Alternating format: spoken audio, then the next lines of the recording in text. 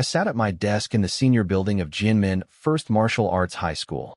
The dim afternoon sun cut through the curtains at a sharp angle, casting long shadows across the room. Outside the window, the sunset stained the sky a deep orange, reflecting off my face in a warm, golden glow.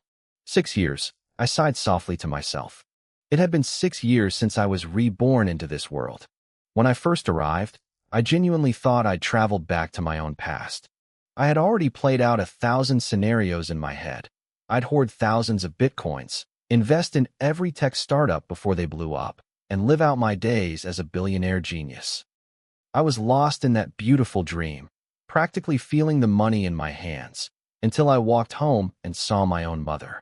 She was standing in the driveway, casually lifting our massive off-road SUV with one hand to check the tires. She didn't even break a sweat. My hand shook as I quietly closed the front door. I waited 3 seconds, ripped it open again, and stammered, "Mom, who's possessing you?" One memory restoration, beating later, I finally understood the reality. This wasn't the past. This was a new world where people awakened powers based on global festivals and legends. I decided to make the best of it. Relying on the solid foundation of my new body and 6 years of grueling daily saber practice, I managed to earn a reputation at school. I was the eternal number 2. As for the guy who kept me from the top spot, I glanced sideways at the buzzcut boy next to me. Yang Yin was currently busy scrolling through videos on his phone. This guy never woke up early to train. He never stayed up late practicing. Every time I asked him for tips, he'd just shrug and say he didn't really know what he was doing. "Who actually practices martial arts seriously?" he'd say. "I just wing it during the exams." He winged it, all the way to first place, wielding a heavy iron spear like a literal tiger. His style countered my saber techniques perfectly, keeping me stuck in second place no matter how hard I worked. "Hey Zhao, look at this." Yang Yin nudged me with his elbow, shoving his phone under my nose. It was a local news report. The Jimin Law Enforcement Bureau had just shut down a shady massage parlor that was fronting for something much darker. The top comment on the article was from none other than Yang Yin himself. "This is outrageous. They're ruining the image of our region. If anyone knows of other places like this, post the addresses immediately so I can, help restore order to the world." I felt my eye twitch. People called this guy an idiot, but he was as sharp as a fox. How did he maintain his martial focus while being such a degenerate? I looked away and mentally summoned my system panel. I had bound this bare-bones system right at the start of my senior year. So far, it was pretty useless, except for one thing. It let me see people's stats. Name, Chen Zhao. Age, 18. Weapon, refined saber, 100% sync. Martial arts, basic saber technique, Grandmaster. Meditation, intermediate. Wind treading step, Grandmaster. Realm, second realm, mid-stage, I was satisfied with my progress. 6 years of blood and sweat hadn't been for nothing. In this world, martial artists focused on foundations until they turned 18. Once you officially awakened, as an adult, your power would explode. The highest known level was the legendary 15th realm. I turned my gaze back to Yang Yin and activated the system on him. Name, Yang Yin. Age, 18. Weapon, iron spear, 100% sync. Martial arts, mountain crashing spear, Grandmaster. Spear decimation, intermediate. Baji spear, Grandmaster. Baji Quan, Grandmaster. Realm, second realm, peak. My heart sank. That son of a bitch. He was hiding a Grandmaster-level fist technique I'd never even seen him use. He was definitely keeping that as a hidden trump card for me. Then again, his father was a retired general from the high plateaus. It made sense he had access to top-tier military techniques. Even his wind-treading step was something his dad had traded military merits for at the bureau. Suddenly, the sharp ring of the school bell cut through the chatter. "Class is starting," the intercom crackled. "Please return to your seats." The classroom went silent as the door pushed open. A slightly pudgy, middle-aged man walked in carrying a stack of papers. This was Lu Su. He walked to the podium, unscrewed his thermos, blew on the floating tea leaves, and took a slow sip. "Today, we're going over the math test results," he said slowly, his eyes scanning the room. "I'll call your names. Come up and get your papers." Xia Wanqing, 148. A girl with a high ponytail and a slender frame walked up. Lu Su's face broke into a rare, kind smile. Don't work too hard, Wanqing. Make sure you get some rest.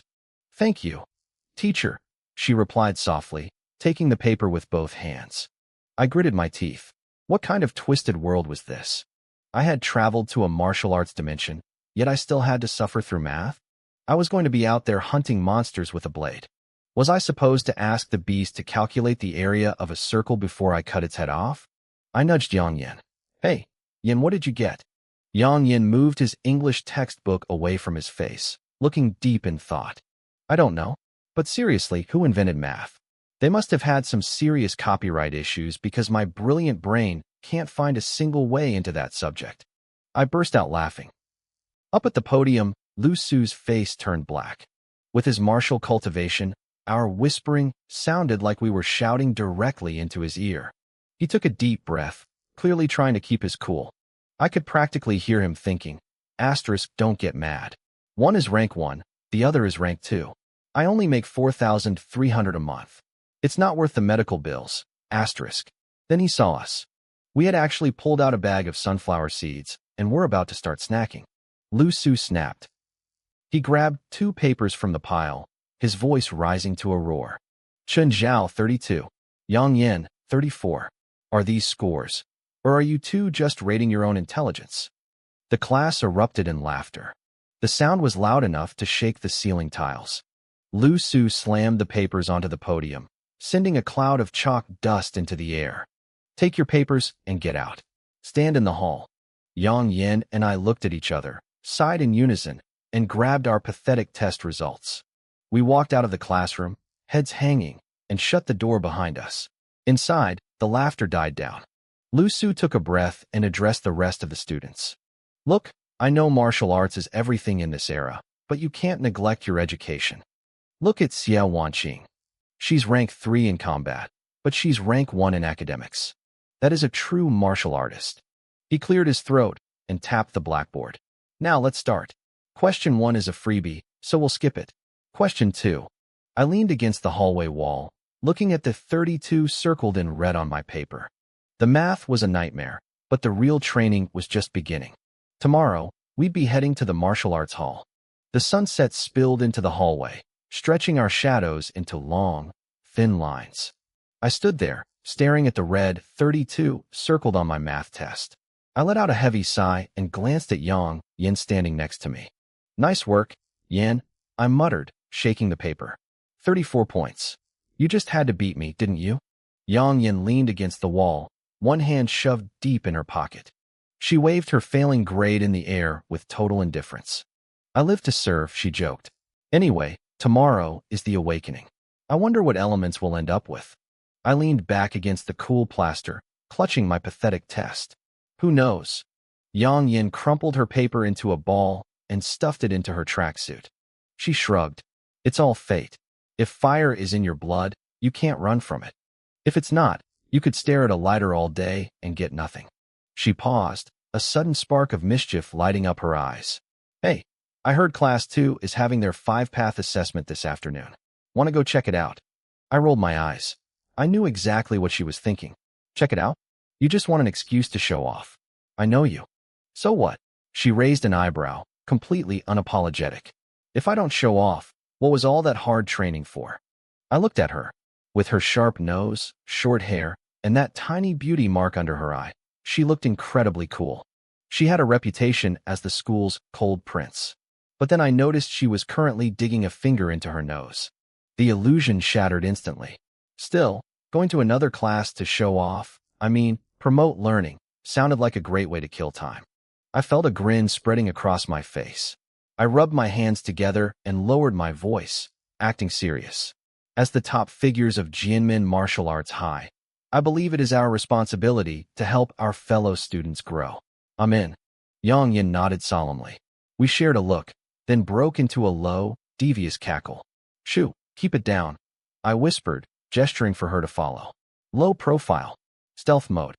We hunched our shoulders, covered our faces with our hands, and scurried down the hall like 2 thieves. We were terrified a teacher would spot us and drag us back. Inside the classroom, Lu Su stopped mid-sentence. He felt a headache coming on. He looked at the empty seats, then at the diligent students like Xie Wanqing, and sighed.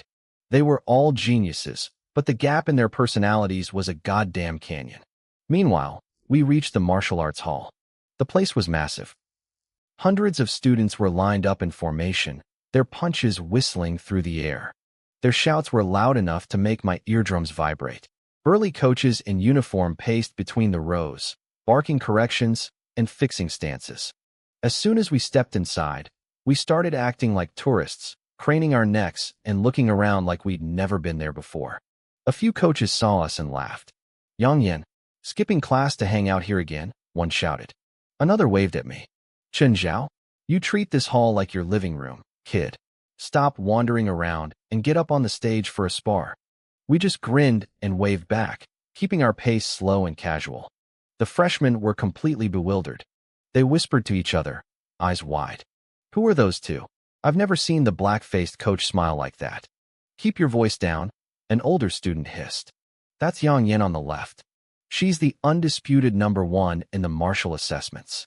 She's already touching the threshold of rank 3 cultivation." The freshmen gasped. "Rank 3? Most of them were barely starting." The senior pointed at me next. "And that's Chen Zhao. People say if you hear the wind howling by the river at night, it's not the wind. It's the sound of his blade." He took the most basic techniques and turned them into something terrifying. The older students shivered, clearly remembering some painful sparring sessions. The freshmen looked at me with pure awe, suddenly feeling very motivated to practice their basic forms. We didn't hear the gossip. We didn't care. We pushed through the crowd toward the Class 2 arena. It was surrounded by weapon racks, sabers, spears, swords, and packed with spectators. "Hey, Zhao." "Hey, Yin," students whispered as we passed, giving us plenty of space. On the stage, a guy with an iron staff was facing off against a girl with a soft sword. The guy was all power, swinging the heavy staff with enough force to crack bone. But the girl, Wu Yu, was light on her feet. She moved like she was walking on clouds. Her sword flickered like a silver snake, avoiding the heavy blows. The pearls on her scabbard rattled as she suddenly snapped the flexible blade straight. It turned into a streak of cold light, aiming right for the guy's wrist. Clang! The metal shrieked. Instead of being knocked away by the staff's weight, the soft sword wrapped around the wood like a vine. I nudged Yang Yin with my elbow. "Her style looks like a hard counter for your spear, doesn't it?" Yang Yin rubbed her chin, her eyes locked on the fight. "Shut up and watch." Wu Yu spun like a top, using the momentum to wrench the staff sideways. The guy's face twisted in pain as his grip failed. The iron staff clattered onto the floor.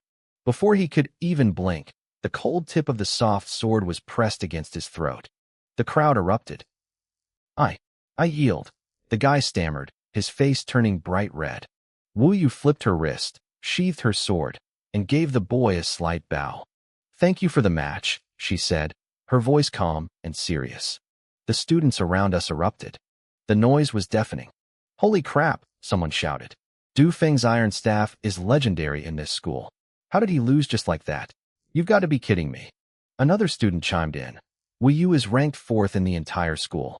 Honestly, in this whole place, the only ones who could probably take her are Chen Zhao, Yang Yan, or my goddess, Xie Wanqing."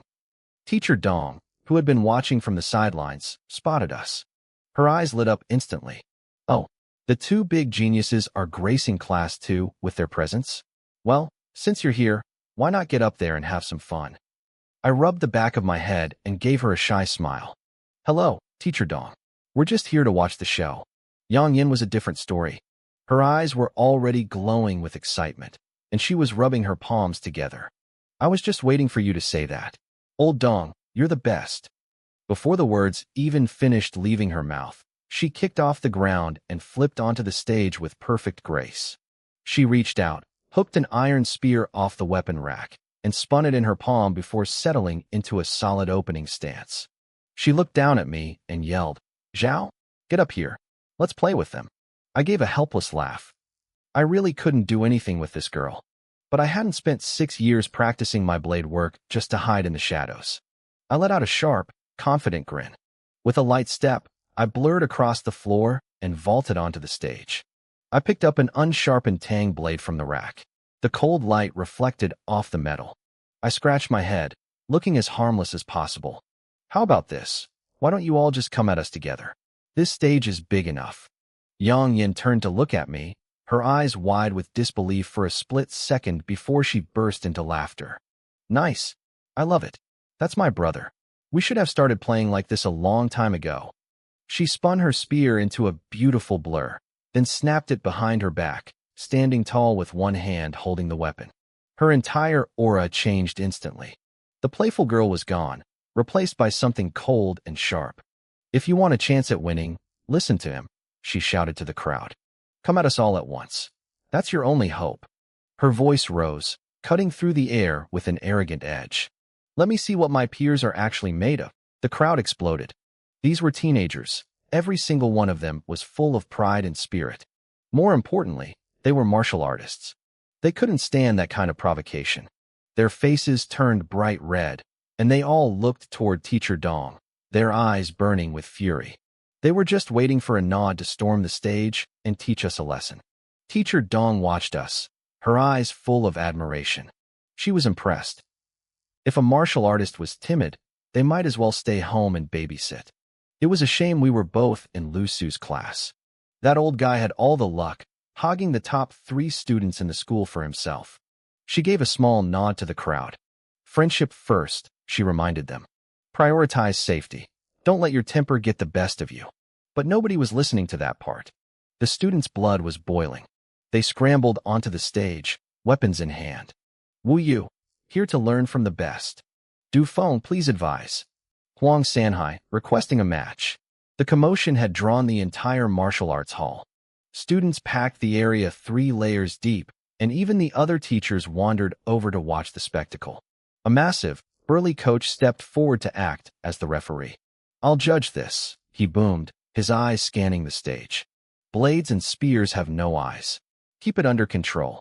Save your lives for killing the beasts and defending our country. That's what matters. Understand. Understood. The response was thunderous. Everyone hated the beasts. Those man-eating monsters had forced every nation to pay a price in blood just to hold the borders.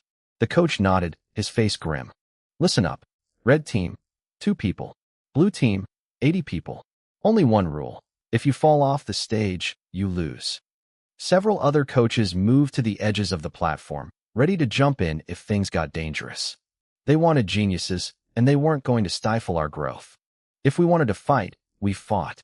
A few bruises were nothing compared to the real battles waiting for us in the future. The burly coach raised a hand like a giant mallet. Begin. The moment the word left his lips, Yang Yin launched herself forward like a cannonball. I've got the left, you take the right, Zhao, she screamed. Her eyes were burning. For her, fighting was about getting stronger, but it was also about having a comrade to walk the path with. We had met years ago by the river while I was practicing my blade. We traded a few words, fought until we were exhausted, and became best friends right there on the grass. She always said she was going to join the army, and she wanted a brother by her side who she could trust with her back. The roar of the crowd peaked as Yang Yin tore into the group like a tiger. Her spear didn't move with the usual flicking grace. It was pure, heavy power. It was far more brutal than Du Feng's staff. Screams filled the air as students were sent flying. Anyone caught by the sweep of her spear was either knocked back or flattened instantly. No one could stand against her for even half a move. Leave it to me, I whispered, grinning. My footsteps became ghostly as I slipped into the crowd. I didn't use anything flashy. I stuck to the basics. Chop, flick, sweep, stab. But my timing was terrifying. While they were scrambling to avoid Yang Yan's crushing spear, my blade would appear from the most impossible angles. I'd clip a wrist or graze a rib, my movements so fast I was barely a shadow. If Yang Yan was a charging tiger, I was a wolf in the dark, picking apart their defenses. The number of people on stage plummeted. Bodies were scattered everywhere below the platform. Among them was Wu Yu, the school's number 4. She had tried to time a gap in Yang Yan's heavy swings, hoping her soft sword could wrap the spear and disarm her. Her blade had caught the wood, but she had vastly underestimated Yang Yan's raw strength. Yang Yan hadn't lost her grip. She had simply spun her entire body, using the spear as a lever to send Wuyu flying with a gust of wind. Wuyu was tangled too tightly to withdraw. She was like a fallen leaf caught in a gale, slamming hard onto the padded mats below the stage. She propped herself up on her elbows, staring at the two figures on the platform who seemed to grow stronger as the fight went on. Yang Yan's spear swept across the stage, the whistling edge creating a zone that no one could penetrate. Beside her, I was a blur of steel. My blade flickered, every strike precise and cunning, ruthlessly harvesting every opening the crowd left behind. Wuyu raised her hand, staring at her numbed wrist. Around her, the fallen students were gasping for air. She murmured the same question that was on everyone's mind. Is the gap between us really this big? Nearby, the coaches were shouting in disbelief. Their voices were so loud they made the eardrums of the students on the sidelines vibrate. Look at that kid Yang Yan, a tall, thin coach yelled. That spear technique is the most basic, standard-issue stuff from the Tibetan border guard. But to reach that level of mastery, you wouldn't find more than a handful of people in the entire army who can pull that off. You're telling me? Another coach with a thick beard added, his voice rising. I spent 3 years on the border and never saw a recruit play the mountain crusher spear with that kind of raw, overbearing power. And look at Chen Zhao. He pointed at me. Hard work plus pure talent. He somehow fused the basic chop and flick saber techniques with the Law Enforcement Bureau's wind-treading steps. The kid moves like his feet are covered in oil. He's a natural. As the discussion grew heated, a burly, dark-faced coach turned around. His fierce eyes scanned the stunned students. All of you pay attention, he barked. Your seniors are putting on this exhibition match during the most critical time of the year. If you can't learn something from this. He didn't finish the sentence, but the cold snort that followed silenced the crowd instantly. Learn? How do we learn? The students whispered to each other, looking lost. All they saw was Yang Yin and me charging in, and the next second, people were flying off the stage like dumplings being dropped into a pot. It wasn't about wanting to learn. They literally couldn't keep up with our speed. The final student flew back like a kite with a broken string, crashing into the arena railing. Yang Yin and I leaned on our weapons, standing back to back. Our chests heaved as we gasped for air. In the sudden silence of the arena, our heavy breathing was the only sound. We shared a look, then turned to the crowd, cupping our fists in a traditional salute. Thank you for the match, we said in unison. The moment the words left our lips, the arena exploded. A mountain-shaking wave of applause and cheers washed over us. Martial artists are simple people. They respect hard work and they bow to genuine strength. There was no room for jealousy here. I was the winner, and they were satisfied with the defeat. The roar of the crowd was the most direct recognition of our power. By midnight, the chill of the evening had crept over my windowsill.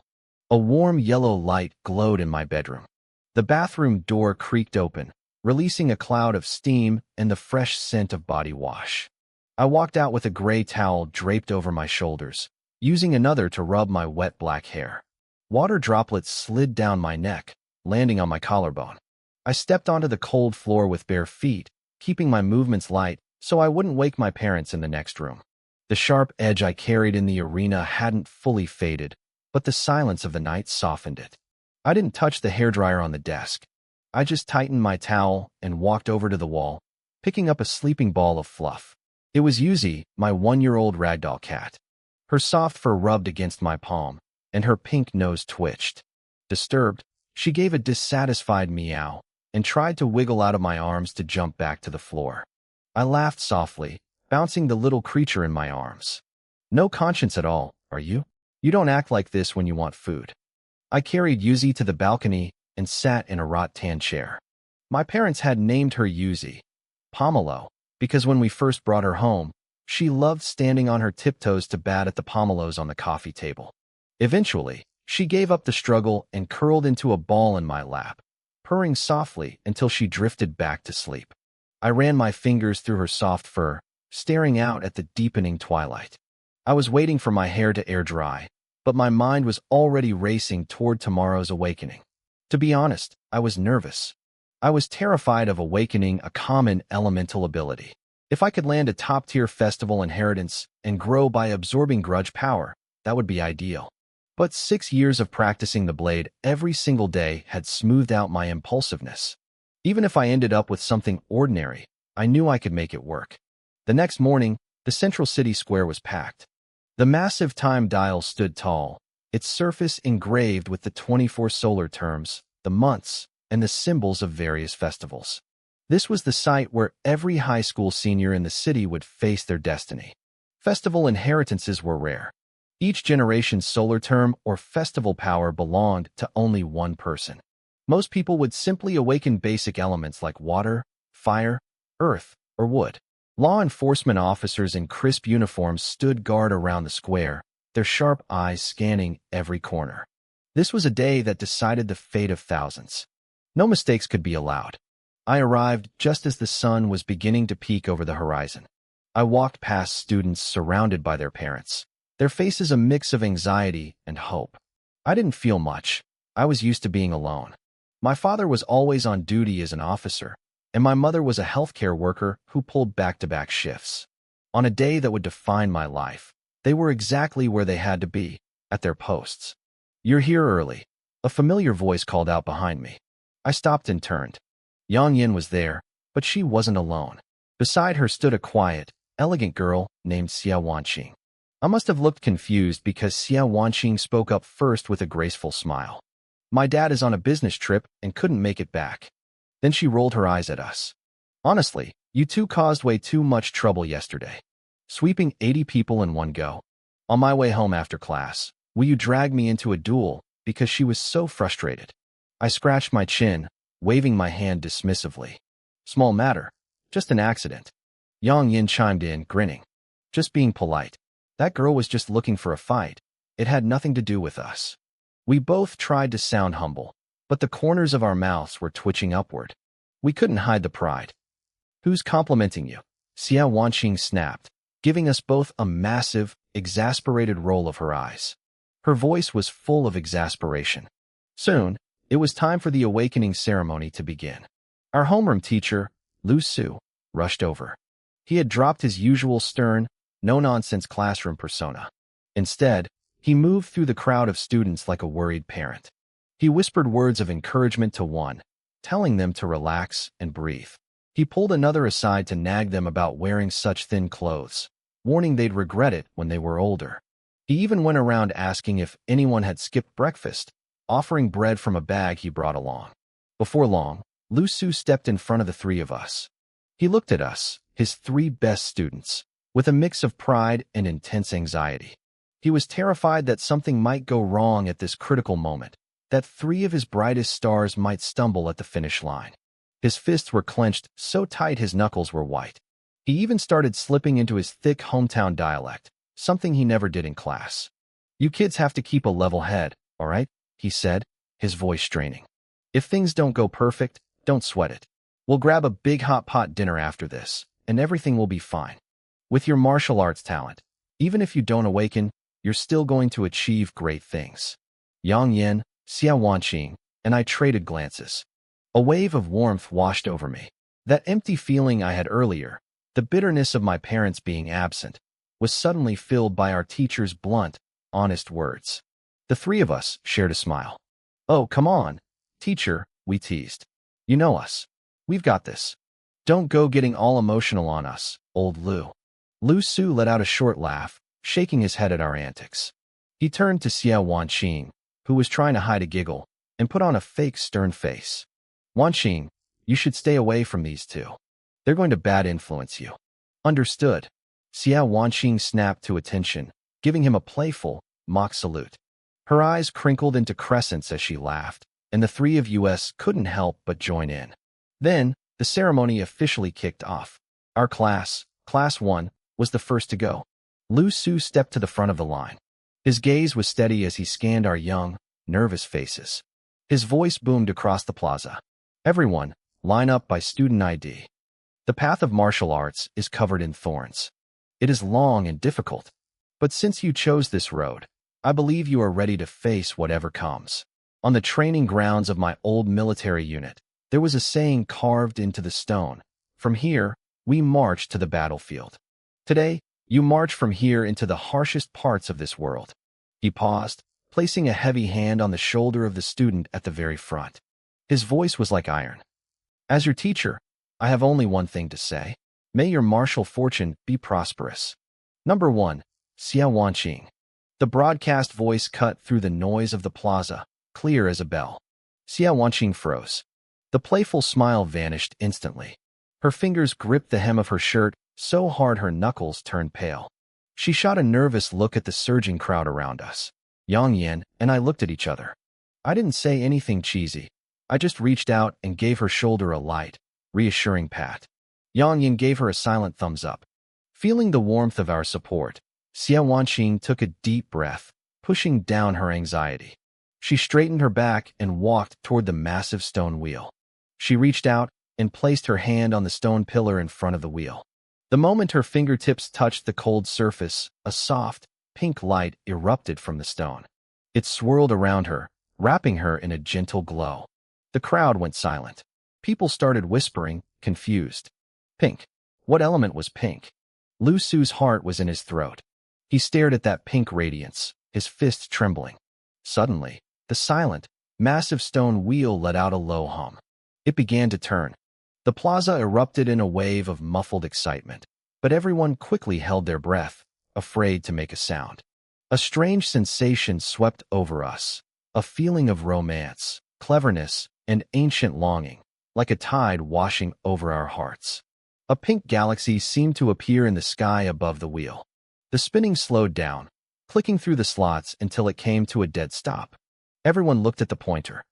The collective intake of breath was deafening. The pointer sat firmly on the image of a woman treading a needle. The 7th day of the 7th month. Qixi. It's the Qixi festival. A shout exploded from the crowd, igniting the atmosphere. Countless eyes locked onto the wheel, burning with envy and shock. A festival inheritor was rare enough, but Qixi? That was a legend spanning thousands of years, a festival revered by millions. This was someone who would become a pillar of the nation. Qixi, that's a top-tier festival inheritor, right? Someone whispered. Are you kidding? Of course. She gets a massive pool of faith power, plus abilities like detection, buffing, and analysis. If she grows up safely, she'll be one of the strongest fighters in the country. It's more than that. Qixi is a top-tier festival. Her raw combat power won't be weak either. In this world, awakened festivals and solar terms are split into 3 categories. Xia Wanqing had just awakened a top-tier festival of Great Xia. Below that were solar terms, which controlled elemental laws, and minor festivals, which were niche but deadly in specific areas. Lu Su's tense shoulders finally slumped. He exhaled a long, shaky breath, a smile spreading across his face. I knew you could do it, he muttered. The Festival of Skills. Haha, now I finally have something to brag about to my old buddies. Up on the stage, Xia Wanqing felt the chill in her fingertips vanish. A warm, soft current flowed up her arm. It felt like being touched by 1,000 hands carrying well wishes. She smelled a faint scent of spring water, like the meeting at the Magpie Bridge, mixed with the clever spirit of a young girl. The pink glow around her deepened, turning into flowing shadows that danced in the morning light. The massive faith power of Qixi poured into her, condensing into a star-patterned mark in her core. The mark throbbed, echoing the distant movement of the stars in the sky. Her eyelashes fluttered, her shoulders relaxed, and a tiny smile touched her lips. This was the power of Qixi, 1,000 years of longing and prayer taking root inside her. I felt a strange sensation in my eyes. Suddenly, a system panel flickered into view before me. Name: Xia Wanqing. Age: 18. Awakening: Qixi, the Festival of Skills. Ability: greatly enhances the user's learning and comprehension. Weapon: Soft Whip. Martial Arts: 9 transformations of Silk, Grandmaster. Swallow Flight Steps, Adept. Soft Heart Technique, Grandmaster. Realm: 3rd stage middle phase, increasing rapidly. My pupils shrunk. I couldn't help but blurt out, "No way. Man, were you letting me have the 2nd place spot on purpose?" I glanced at Yang Yin next to me. His jaw was practically hitting the floor. I smacked my own forehead, not knowing whether to laugh or cry. It turned out I was actually 3rd place all along. I nudged Yang Yin with my elbow, grinning. "Hey, You think she could take 3 of you right now? Yang Yin snapped out of it, his neck turning red. Shut it. She could take 5 of you. No, 8. As Xia Wanqing walked down from the platform, she still looked a bit dazed. She had always been at the top of the class, training harder than anyone, which gave her a reputation for being cold and unapproachable. Not many people dared to talk to her. Only the 2 of us, the freaks of the school, treated her like one of the boys. I watched Yang Yin and Xia Wanqing bickering like they always did. Even though she had just awakened a legendary, top-tier festival, we didn't treat her any differently. The anxiety in Xia Wanqing's eyes finally melted away. I suppose she realized that even if she was a genius now, we were still the same idiots she'd always known. She glanced at us, her eyes twitching slightly as she realized we were using her as a literal measuring stick for strength. Be quiet, you 2 morons, she muttered. Before I could react, she swung her leg. Thwack! She kicked both of us square in the shins. Not hard enough to break bone, but definitely hard enough to sting. Yang Yin and I let out a synchronized howl, dropping to the ground to clutch our legs and nurse our wounded pride. Xia Wanqing ignored our groans. She turned to the crowd of staring students and flashed a soft, elegant smile. I'm so sorry, she said, her voice sweet and composed. Please, excuse their behavior. She looked so dignified and gentle that you'd never guess she had just kicked 2 people in the dirt. Yang Yin. The broadcast system cut through the noise of the square. It was his turn. Ever since Xia Wanqing's awakening, the energy on stage had cooled down. A string of students had gone up, but they were all awakening standard elements: gold, wood, water, fire, earth. One kid managed a rare light element, but it didn't cause much of a stir. There hadn't been a single festival user since her. Still, the school and city officials sitting in the VIP stands couldn't stop grinning. Their faces were practically splitting. Finding one festival user in the entire province was a miracle. Starting the ceremony with one was enough to guarantee their promotions. I stepped forward and slapped Yang Yin on the shoulder. Relax, Yin. It's no big deal. Yang Yin looked at me, then at Xia Wanqing. He saw the concern we were trying to hide and flashed a wide, toothy grin. Don't worry about me. You know who I am. I'm up. You're next, Lin Yuan. He turned and marched toward the platform. His back looked confident, almost swaggering. But my brow stayed furrowed. I knew how much pride was buried in that guy's bones. If he awakened a common, bottom-tier element, the vultures in this school would tear him apart. In this world, geniuses who fall into mediocrity are often destroyed by the very people who used to worship them. Xia Wanqing seemed to read my mind. She reached out, her fingers light as a feather, and gently smoothed the frown lines on my forehead. It won't happen, she whispered. After awakening Qixi, her perception had become incredibly sharp. She could see through people's hearts with a single glance. I gave a distracted grunt, then realized her hand was still on my face. I gave her a weird look. Wait, you don't actually like me, do you? Xia Wanqing's face went stone cold. She retracted her hand and immediately drove her boot into the back of my knee. Go to hell, she snapped. Worrying about you was a waste of time. A second later, I was the one rolling on the ground, clutching my knee and wailing. Up on the stage, Yang Yin took a deep breath. He pressed his palm against the cold stone wheel. He was nervous, sure, but he wasn't afraid of failure. He had enough grit to climb to the top of the martial arts world even with a basic element. It was just the difference between a 2-year shortcut and a 50-year grind through thorns. He thought of his father's mangled leg, ruined by a beast at the border. He thought of the uncles who used to ruffle his hair, men who went to the front lines and never came back. His eyes burned with a sudden, fierce light. Don't let me down, he whispered. The monsters at the border have been waiting for me long enough. He closed his eyes and pressed his palm tight. The stone was freezing, but his hand was hot enough to turn it to steam. His heart hammered against his ribs so loud it hurt his ears. Hum! A pale yellow light erupted. The wheel began to spin, faster and faster, whipping up a sharp gale. A heavy, mountain-like pressure filled the square, yet it felt strangely warm, like the autumn sun. It was a grounding, stabilizing power. Then, the yellow light exploded. A massive, towering phantom of a mountain materialized in the air. The crowd gasped in unison, followed by a deafening silence. 2 festival users? In one day? The city officials were turning purple with excitement. The leader grabbed the chief of police by the collar, screaming for him to double the security and bring out the hidden scouts. Then he fumbled for his phone, his fingers shaking as he prepared to report this unprecedented news to the capital. The wheel slowed down. The pointer flickered past the marks and finally clicked into place on the slot for cornel and chrysanthemums. The 9th day of the 9th lunar month. The Chongyang Festival. Yang Yin lowered his hand, his eyes still closed.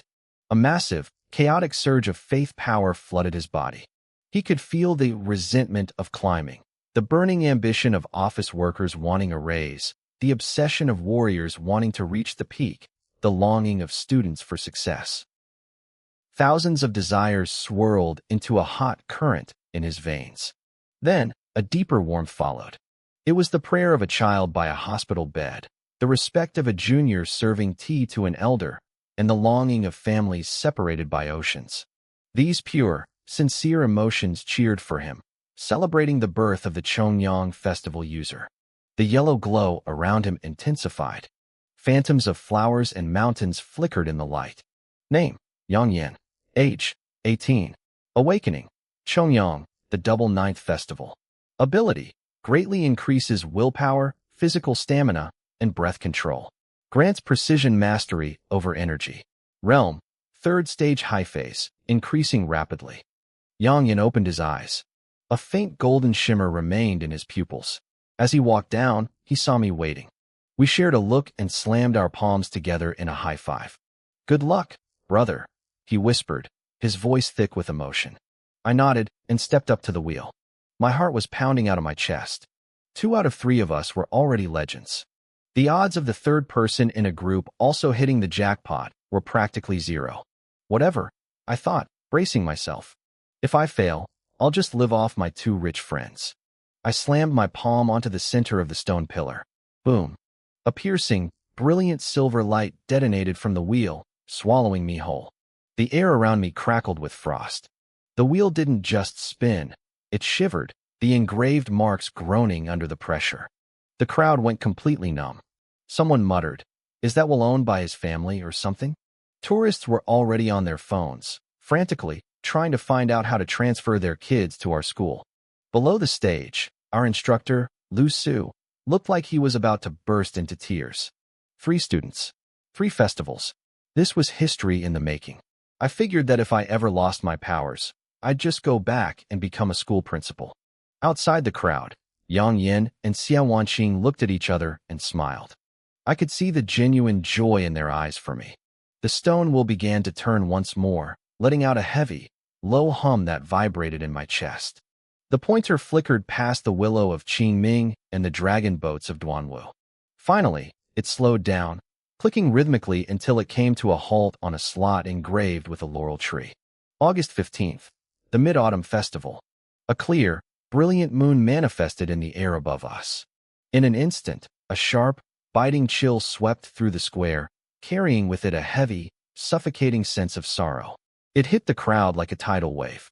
I saw people in the front row start to tear up. Then, the sound of sobbing broke out across the plaza. It was an ancient resonance buried deep in our blood.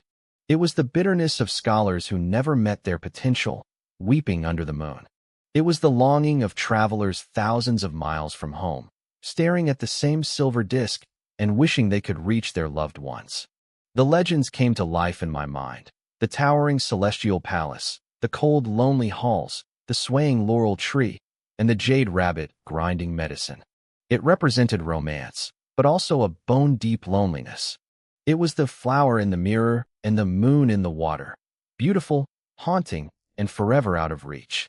As the crowd struggled to snap out of that soul-drenching sadness, a realization hit them like a bolt of lightning. Mid-Autumn wasn't just any festival. It was one of the 4 great traditional festivals of China. Every single person in history who had awakened this power had grown up to be a titan, a leader holding up half the sky for the nation. And now, it was standing right in front of them. Standing at the pillar, I felt a power completely different from Xia Wanqing's romantic grace or Yang Yan's warm strength. A cold, solitary arrogance flowed through my veins, reaching every limb. It felt like the gaze of the moon itself, frosty and vast. Then, a massive surge of faith power slammed into me. It was the collective weight of 1,000 years of history. I felt the gaze of soldiers on the frontier looking toward home. I felt the burning desire of every person across the globe wishing for their family to be whole. It was a sincere, unshakable obsession that condensed into a force powerful enough to shake the heavens. I opened my eyes. A silver lunar glow swirled in my pupils. I raised my hand slightly, feeling the new energy coursing through me. With a single thought, I felt like I could turn the moisture in the air into frost and freeze the entire square solid. Or, with a flick of my fingers, I could conjure a hazy illusion of the moon to trap anyone with a weak mind in a dream they'd never want to leave. I stepped down from the stage, my vision still shimmering with silver light. A system panel floated into view. Asterisk name, Chen Zhao. Age, 18. Awakening, Mid-Autumn, one of the 4 great festivals. Ability, massive increase to mental strength. Mastery over water, ice, and lunar light. Draws power directly from the moon. Realm, 4th stage low phase, increasing, asterisk.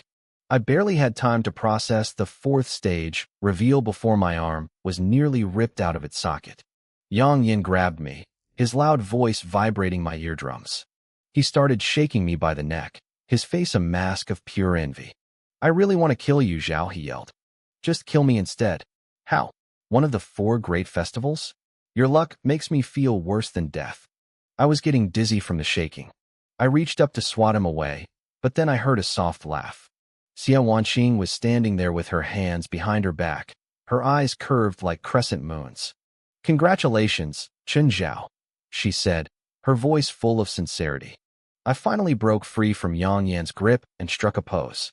Well, I am a handsome guy, I bragged. The Mid-Autumn spirit probably fell for my looks and chose me personally. The air went dead silent. Xia Wanqing's smile vanished instantly. Her eyes turned cold. Yang Yin stopped moving, his expression shifting from excitement to total disgust. Even the lunar chill in the air seemed to freeze in embarrassment at my words. I take it back, Yang Yin muttered, gritting his teeth. You really do deserve to die. Xia Wanqing didn't even acknowledge me anymore. She turned toward the stage. Is Class 2 next? Yeah, looks like it, Yang Yin replied, acting like I wasn't even there. I froze, watching them discuss the next round as if I were invisible. I reached out to grab Yang Yan's arm, whining a bit. Hey, that's uncalled for. What's wrong with a little praise? You got the double 9th festival. You're a big deal too. Come on, let me praise you. Wanqing, let me praise you. Get lost. Don't touch me. Yang Yin barked, dodging my hand with a look of mock horror. Xia Wanqing couldn't hold the act for long and burst into a smile, giving me a playful shove. We started messing around, Yang Yin using his strength to put me in a headlock while Wanqing laughed and cheered him on, occasionally tugging at my sleeve to keep me from escaping. Maybe the commotion we caused was just too much, because the rest of the ceremony turned out to be incredibly dull. There were no more blinding lights or gasps from the crowd. Only a few students triggered basic elemental glows. Ironically, this made the other students breathe a sigh of relief. Walking onto that stage under the gaze of thousands was high pressure, and they were grateful we had sucked up all the attention. Some of the shy kids even cast thankful glances our way. But as time went on, it became clear not a single other festival user appeared. People realized that this was how it was supposed to be. Legendary talents weren't like cabbages you could find growing in every backyard. Up in the stands, the city official, Wu Guoyang, hadn't put his phone down once. Ever since I awakened mid-autumn, he hadn't stopped shouting into the receiver. He hung up one call and immediately dialed another, his voice booming so loud it made the people next to him wince. Hey, Xiao Gao, it's Wu Guoyang. He listened for a second, then slapped his thigh. What? You think I'm drunk? I'm telling you, Jinmin just produced 3 festival users at once. And one of them is mid-autumn. Yes, the mid-autumn. He puffed out his chest, yelling even louder. Don't give me that corporate talk. I'm telling you, I don't drink high-end liquor, so don't you dare try to send me any. Just get over to my office tonight. We need to talk. He hung up, pacing around in a state of pure euphoria. He slapped his leg again and let out a curse. Hell yes, I've wanted to do that for years. They keep stingily cutting my budget. Let's see them try to deny me now. His secretary leaned in and tapped his arm, whispering, "Sir, your daughter is on stage." Wu Guiyang stiffened. His gaze cut through the crowd, landing on the slender figure standing in the center of the awakening platform. His expression became incredibly complex. Part of him wished she could just be a normal girl, living a peaceful life under his protection. But once you step onto this path, there is no turning back. He could never forget the sight of his wife's blood-stained uniform after she fell to a beast years ago. But then, he remembered the look in his daughter's eyes every time she got hurt during training. I watched Wu Yu stand there, her face set with determination. Behind me, I could hear her father, Wu Guiyang, trembling. He was muttering to himself, his voice thick with a pride he couldn't contain. He kept repeating that his daughter was ranked 4th in the entire school. Wu Yu didn't hesitate. She stepped forward and pressed her palm firmly against the freezing stone pillar. In an instant, a pillar of fire-red light exploded upward. It tore through the lingering moonlight like a physical blade. The massive wheel groaned as it began to spin, the pointer blurring past icons until it finally clicked into place. It landed on a tiny, unassuming square embroidered with a phoenix robe. September 1st, the girls' festival. For a moment, there was silence. Then, the crowd erupted. The cheers were like a tidal wave, louder than the previous 3 awakenings combined. People were crying and hugging each other in the streets. This wasn't just a powerful awakening. The girls' festival was unique to our city, a legend that hadn't manifested in decades. To the people here, Wu Yu wasn't just a student anymore. She was a guardian, a living piece of their history. The red light intensified, swirling around Wu Yu until she was completely engulfed. A massive phantom of a phoenix took shape in the air above her. Its feathers shimmered with liquid light, but its eyes were surprisingly gentle. It looked down at the city and spread its wings, brushing over the crowd as if to bless them. It suppressed its own terrifying power, careful not to hurt the people who were looking up in awe. As I stared at the phoenix, a translucent gold panel flickered into existence before my eyes. Name, Wu Yu. Age, 18. Awakening, Girls' Festival. The description explained that the festival was established 1,000 years ago to honor a legendary empress. It boosted her aura and granted her absolute control over fire. But it was the next line that made my blood run cold. Level, 12th Realm. I took a sharp breath. The strongest martial artist currently in our city had barely reached the 9th realm. The panel noted it was a temporary boost caused by the Empress's residual will, but the sheer scale of it was staggering. The phoenix turned its head. Its eyes, like 2 burning sunsets, met mine for a split second. It didn't stay on me for long. It looked out over the skyscrapers and the flowing energy of the streets, its gaze full of nostalgia and hope. Then, it let out a cry that shook the air, shattering into a rain of golden sparks that drifted across the plaza. Wu Yu remained standing in the center of the fading glow. Her long hair drifted in the wind, and her face, once youthful and soft, now carried a regal authority. Standing in the back of the crowd, Wu Guiyang's fists were clenched tight. He couldn't make a sound. His little girl, the one who used to cry over bad grades, was gone. In her place was a warrior who looked exactly like his late wife. He remembered his wife's voice from years ago on the training field, promising him that their child would be even stronger than both of them. He reached out a shaking hand, his eyes blurring with tears of joy. Meanwhile, far away in the city of Beiping, a massive tower pierced the clouds. Fu Xuanjun, the head of the Fu clan, sat in his moon-white robes. He was a man who had watched over the nation's destiny for over a century. He was currently playing a game of chess on a board that spanned dozens of meters, with thousands of squares representing the stars and the land. Suddenly, 4 streaks of light cut through the sky like falling stars, heading straight for his terrace. His guards reached for their weapons, but Fu Xuanjun gestured for them to stand down. His eyes, usually as calm as a dead sea, suddenly lit up. "For new legends have arrived," he whispered. Before the words could even leave his lips, the first streak, a vibrant pink light, crashed into a corner of his massive chessboard, exploding into a cloud of fresh peach blossoms. The first streak of pink light hit the massive chessboard, and a portrait of a woman in a green gauze dress materialized. She was surrounded by the shadows of magpies, a gentle smile playing on her lips. Fu Xuanzhen's fingers froze midair. He nodded slightly, feeling the natural, flowing aura of the scene. It was a perfect manifestation of spiritual luck. Before he could process it, a second streak of red light slammed into the edge of the board. From the swirling crimson glow, a majestic robe embroidered with a jade fire phoenix appeared. The figure had sharp, commanding eyes that seemed to look down on all living things. Fu Xuanzhen raised an eyebrow, a flicker of surprise crossing his face. A daughter's day awakening was rare enough, but this one felt special. Then, a third streak of yellow light crashed directly into the center of the board. The light surged upward, transforming into a towering mountain peak shrouded in mist. The words, "Double Ninth," flickered faintly through the clouds, radiating a heavy, soul-stirring power.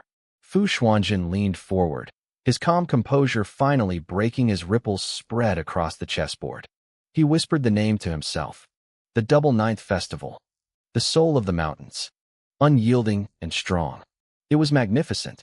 Finally, a soft fluorescent glow drifted down like ripples on water, landing in one of the central squares. A vision of the Moon Palace rose from the board, complete with towering laurel trees and a jade rabbit grinding medicine. Cold, ethereal moonlight flooded the entire terrace. Fu Xuanzhen couldn't sit still anymore. He slammed his hand down and stood up, letting out a booming laugh that echoed through the clouds. Yesterday, he had welcomed the spring festival. Today he had 4 more. He ran his fingers over the glowing squares, his eyes burning with excitement. He felt like heaven was finally smiling upon his country. This was the sign of a new golden age. His pet crane, startled by the laughter, let out a sharp cry and swept its wings across the stone table, scattering the air around the pieces. A man dressed in a sharp black tactical uniform hurried onto the terrace. His movements were steady, his aura sharp as a blade, though he immediately reeled in his power as he approached. The guards saluted him as their captain, but he ignored them, walking straight to Fu Xuanzhen and bowing deeply. He told the old man that he had just received news. All 4 of these new legends had awakened at the exact same time, in the exact same place, a school in Jinmen City, right on the border of 3 provinces. Fu Xuanzhen paused, his hand hovering over his jade chess box. A small smile tugged at his lips. A chaotic, lawless border town like Jinmen was exactly the kind of place where dragons and snakes hid in the mud. It was fitting for such powerful destinies to emerge there. He looked at the captain and joked about sending his own lazy descendants there just to see the world and learn a thing or two. The captain didn't laugh.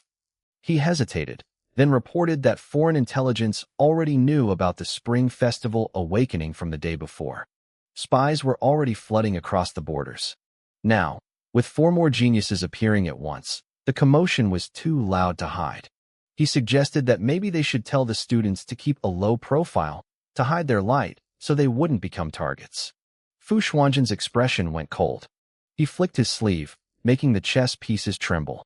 He asked the captain if he knew what it meant when geniuses appeared in clusters like this. It meant a time of great conflict was coming. He stood up, his eyes flashing like lightning as he looked out over the sea of clouds. In a world of conflict, geniuses needed to be tempered by fire. The strong survived, and the weak died. He pointed toward the horizon, where the mist hid ancient enemies. The monster tribes were lurking in the shadows. The vengeful spirits of ancient warriors were waiting for a chance to strike. Foreign nations were watching them like hungry wolves. None of them would give these children time to grow up slowly. They were all just waiting for the chance to set their world on fire again. He told the captain that if they tried to hide these kids, the enemies wouldn't stop. There was no such thing as a peaceful environment for growth in this world. The captain stayed silent, bowing his head in submission. After a moment of thought, Fu Xuanzhen issued a cold command. He ordered the Black Soldier Bureau to sweep the country and clear out the high-level flies trying to infiltrate. He wanted a message sent to anyone with bad intentions. If he closed his eyes once, he might ignore them, but if he closed them a second time, it would be at their execution. As for the lower-level spies, he decided to leave them alive. He wanted them to serve as practice targets for the students. Unless it was a life-or-death emergency, the black soldiers were not allowed to interfere. He even ordered the captain to take some of their old friends from the prisons, the ones nearing the end of their lives, and dump them into the countries that were causing trouble. It was time to return the favor. Fu Xuanjun sat back down and picked up a black stone. He placed it firmly in the very center of the board, the most prominent position. He declared that in this game, his nation would take the first move. As the stone hit the board, a blinding light erupted, as if the very luck of the land had been shifted. The crane cried out again and vanished into the deep clouds. A little while later, back in Jinmen City, I was sitting in a small noodle shop. The lunch rush had passed, but the place felt alive again when we walked in. I sat with Yang Yin and Xia Wanqing, but today, we had a fourth person with us, Wu Yu. She was still wearing her simple school uniform, but she felt different. There was a cold, regal air about her now, though it cracked the moment she picked up her water cup and carefully blew on it to cool it down. She wasn't actually cold or distant. She was just the same shy girl she had always been, except for when she was fighting. Xia Wanqing pushed a plate of side dishes toward her, and I watched as Wu Yu's ears turned bright red while she whispered a thank you. Chun Zhao leaned over and whispered to me, confused about how Xia Wanqing and Wu Yu were acting like best friends when they had been fighting just yesterday. Xia Wanqing didn't even look up before snapping back at him, telling him he didn't know anything about girls. She pulled out her phone and started showing Wu Yu pink handbags, insisting she would be her personal stylist from now on. Yang Yin just stuffed a spicy pepper into his mouth and mumbled that watching them was just as weird as watching us talk about girls. Xia Wanqing glared at him, calling him a creep, and the table settled into a comfortable, messy rhythm, even as the world outside began to burn. It's called a fashion exchange, okay? You wouldn't understand. Xia Wanqing snapped back at Qin Zhao. I sat there watching them, but my mind drifted back to the awakening ceremony earlier that day. I remembered how Yang Yin and Xia Wanqing had hidden behind me like two frightened kittens when we had to talk to Wu Yu's father. Hey, you're the Mid-Autumn Festival envoy, Yang Yin had whispered, nudging me hard. You've got the most status. You go tell her dad we're taking Wu Yu out for lunch. Yang Yin had winked at me repeatedly, his eyes pleading, while Xia Wanqing pretended to fix her sleeves. Her eyes, however, were screaming at me to just get it over with. I stood there looking at the middle-aged man in his administrative jacket, feeling like their combined stares were burning two holes in my back. Those two were experts at passing the buck. I took a deep breath and stepped forward. Uncle, I said, my voice a bit tight from nerves. The ceremony ended early today. We wanted to take Wu Yu out for a bit, get some food, and let her relax. Wu Guoyang froze. Then, a sudden spark of joy lit up his eyes. It was the kind of look a kid gets when they're finally asked to play. He started fumbling through his pockets, pulling out cash and stuffing it into Wu Yu's hands. Going out is good. It's great, he stammered. Don't stay cooped up at home. Spend time with your classmates. Is this enough money? If not, Dad can get you more. He was moving so fast, acting like he was afraid we'd take the invitation back if he waited even a second. In that moment, I saw it clearly. He loved her deeply, but that love was buried under a mountain of guilt for all the years he hadn't been there. Zhao, why are you spacing out? Yang Yan's elbow poked my ribs, snapping me back to the present. The noodles are here. Oh, right, I muttered. I pulled my gaze away from the window and looked at the steaming bowl in front of me. So, seriously, Yang Yan said, his face already halfway in his bowl. What are your plans after graduation? Where are you guys going? High school senior year just started, I said, looking at him like he was an idiot. Can you talk about something else? Hey, senior year goes by fast, Yang Yan replied, completely unbothered. I've already decided. As soon as it's over, I'm joining the army. The table went silent. Xia Wanqing stopped mid-bite, and Wu Yu just stared at him. I wasn't surprised at all. I just kept eating. Yang Yin looked perfectly calm, as if he hadn't just announced he was heading to the front lines, but was merely planning to attend a weekend tutoring session. Why are you all looking at me like that? He glanced around the table. Some things just need to be done. Besides, the beasts are mostly hiding in spatial rifts now. It's not like I'll see them every day. Don't worry about me. What about you guys? I'll probably head to a top-tier university, Xia Wanqing said, shaking her head. She pulled a hair tie from her pocket and reached over to gather Wu Yu's loose hair. "Don't move," she whispered softly, skillfully tying a low ponytail for the shy girl. I think I'll go to Shuda University," Wu Yu said softly, her voice barely a whisper. "Then I want to come back and work in this city." "That's perfect," Xia Wanqing chirped. "We'll feel much safer having a future goddess of war guarding our hometown." "Exactly," I added with a smile. Wu Yu turned bright red again, smiling shyly at her noodles. "Hey Zhao, what about you?" Yang Yin finished his last slurp and looked up at me. "Me?" I paused. I hadn't actually given it much thought. I had traveled to this world, but I didn't feel like a main character. My parents were busy, just like in my past life, but they were alive and well. There were no blood feuds, no mysterious grandpas hiding in rings to give me quests or cheats. I had just been swept along with the tide, practicing martial arts and taking exams like everyone else. "I guess I'll just try for a good university," I said. It sounded like a brush off, but it was the truth. "Give me a break," Yang Yin scoffed. "With your mid-autumn status, universities will be fighting over you. But did you guys see the news? The day before us, someone else awakened a major traditional festival." I blinked. I hadn't been scrolling through social media lately. "Who? What festival?" Xia Wanqing and Wu Yu looked curious too. One had spent the previous evening training like a maniac to deal with her frustration, and the other had gone to bed early for beauty sleep. Neither was a social media addict like Yang Yin. Yang Yin slammed his chopsticks down and tapped the table for emphasis. "Jizhou, Handan, the Spring Festival. The internet is losing its mind." He paused for dramatic effect. "Between that and what happened with us today, the trending searches are about to break." "No way, let me see." Xia Wanqing's eyes lit up. She grabbed her phone, her fingers tapping rapidly against the screen. Wu Yu hesitated for a second, then slowly leaned closer to her. When she saw Xia Wanqing didn't mind, she pressed her shoulder against hers, both of them illuminated by the cold glow of the screen. I pulled out my own phone. A message from my parents popped up immediately. It was short, clearly sent during a quick work break, but it made my chest feel warm. "Son, sorry we couldn't be there. We're so proud of you. I smiled and typed back. "I know. Get some rest. Don't overwork yourselves. I closed the chat and opened a short video app. The first headline made me wince. Shocking. See what this official did at the Jianmin Awakening Ceremony. The video showed Uncle Wu shouting into his phone about not drinking expensive liquor. I glanced at Wu Yu. Xia Wanqing had found the same video and was giggling. "Haha, Uncle Wu is so down to earth." Wu Yu's face turned a deep shade of crimson. She buried her face in her hands, waving them frantically. "Don't look. That's not my dad." Even as she protested, she peeked through her fingers at the screen. I scrolled down to the trending list. The headlines were highlighted in red. Jianmin's 4 geniuses appear together. Spring Festival Envoy appears in Jizhou. Minor Heat Awakener appears in Guangzhou.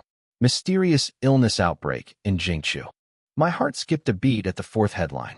Those words felt like a needle pricking a raw nerve. Mysterious illness. Jingqiu. In my previous life, the global catastrophe had started with those exact same words. My fingers trembled slightly as I scrolled down. I saw that the Dragon Boat Festival envoy, Zhonghua, had already been dispatched to Jingqiu. My nerves settled just a fraction. Zhonghua was one of the strongest people in the country, a legendary rank 12 powerhouse. In this world, ranks 1 to 3 were just the beginning, focusing on tempering the body. But ranks 4 to 6 were where things truly began to change. At ranks 4 to 6, martial artists can finally tap into elemental powers. Faith power flows through the body in an endless cycle. By ranks 7 to 9, their abilities undergo a qualitative change, unlocking exclusive divine techniques. But ranks 10 to 12, that's where you truly merge with the festival. You can resonate with the world's faith power, shifting the energy of an entire region with a wave of your hand. As for ranks 13 to 15, those people are the pillars of a nation. They are practically the living embodiment of the rules of reality itself. The Dragon Boat Festival was famous for one thing: dispelling evil and plague. Mugwort, calamus, realgar wine, and sachets, Those were symbols of epidemic prevention etched into the very bloodline of our people. With a rank 12 expert like Zhonghua on the move, I hoped the outbreak wouldn't spiral out of control like it did in my past life. Still, my chest felt tight. A thought flashed through my mind. The Mid-Autumn Festival should have the inheritance of the Jade Rabbit's medicine, right? That was a genuine, mythological medical legacy. If I could master it early, I'd have a massive trump card for survival. I pushed the thought down for now, deciding I had to study the Mid-Autumn power the moment I got home. I scrolled to the second trending video. A tall boy appeared on screen, wrapped in a blinding crimson light. The fire roared around him, spiraling into the sky until it transformed into a massive, golden-clawed fire dragon. It circled the clouds, letting out a deafening roar. The comments section was losing its mind. The Spring Festival? Okay, some countries better hope they can actually afford to feed Godzilla. 4 top-tier envoys awakened on the same day. This is truly the golden generation. I heard Festival Awakeners can summon the phantom islands of past inheritors. I'm so jealous, I'm literally shaking. I watched the fire dragon soar, and a small smile played on my lips. The Spring Festival envoy had finally arrived. After lunch, I said goodbye to the others and headed home alone. Since it was Awakening Day, the school had given us the afternoon off. My parents weren't back from work yet, so the house was quiet. My cat, Yuzi, was spinning in circles in front of the mirror, chasing her own tail like an idiot. I rubbed her soft head, filled her stone bowl with food, and headed into my room. I sat cross-legged on my bed. Following a near-primal instinct, I closed my eyes and let my consciousness sink deep into my heart. The world shifted instantly. I was standing in front of a towering palace, the Guanghan Palace, floating atop a sea of clouds. A massive laurel tree stood nearby, its silver leaves shimmering. Cold moonlight flowed across the ground like water, pooling around my ankles. In front of the palace sat the shimmering jade pool, and snow-white rabbits hopped beneath the tree, happily munching on tender branches. As I took in the dreamlike sight, a soft, ethereal voice drifted from behind me. Incredible, isn't it? This is how the Mid-Autumn Festival looks inside your heart. I spun around. An elderly woman in a plain white dress stood there, her eyes full of kindness. I already knew who she was. I bowed deeply, my voice solemn. Junior Chun Zhao greets Senior Bai. Why so many formalities, child? Bai Lingshuang smiled. Her voice was as gentle as the moonlight. Your generation should grow wild and free. I'm sure you've heard that every envoy leaves a phantom of their inheritance within the festival's power. It's so the next person can master it faster. I understand, I said, my gaze steady. She paused, a distant, nostalgic look crossing her face. It's good to see a Mid-Autumn Awakener again, especially in a child of Huaxia. It proves we won. The power of Mid-Autumn comes from the moon, but even more so, it comes from the millions of longings in the human world. She pointed a finger. The rabbits under the tree stopped and looked at me in unison. Here are my 5 paths of memory, along with the insights of the Mid-Autumn envoys before me. I'm leaving the little rabbits to you, too. Take our memories and watch our nation return to the top of the world. Her fingertip touched my forehead. Buzz. A massive flood of memories crashed into me. I was swept away, my consciousness bobbing in a tide of history. Bai Lingshuang patted my head affectionately as her figure grew transparent, turning into flecks of moonlight. If I had a grandson, he'd probably be about your age, she whispered, before vanishing entirely. I became a silent observer, drifting through the river of memories left by generations of Mid-Autumn envoys. I saw the Warring States period, the golden age of 100 schools of thought. Then, the scene shifted to the modern era, a time of broken mountains and rising smoke. History hadn't changed because of martial power, it had only become bloodier. I saw the iron hooves of foreign armies trampling our land. Monsters and vengeful spirits ravaged the countryside. I saw beasts in human skin pillaging and burning. Seeing those images, a cold, sharp, killing intent filled my chest. I had never hated anyone so much. I had never missed my blade more. I wanted to rush forward and hack those executioners into pieces, but I couldn't move. I was a spectator nailed to the floor, forced to witness it all. I stopped struggling and just stared, my eyes burning red. The scene shifted to Jinling. In my past life, I hadn't even dared to study this part of history in school. Behind the cold text were oceans of blood I couldn't bring myself to face. In the memory, I saw the commander of Jinling abandoning the city. I knew exactly what was coming. I clenched my fists so hard my nails drew blood. The flood of memory didn't stop. It dragged me through the darkest years. I saw countless martial artists blow themselves up, turning into brilliant flames just to clear an escape path for the terrified citizens. I saw the elite training squads fight to the last man. I saw unarmed civilians join the fray, using their bodies to buy time for the elderly and children to flee. Finally, the image settled on Bai Lingshuang. She stood on the walls of Jinling.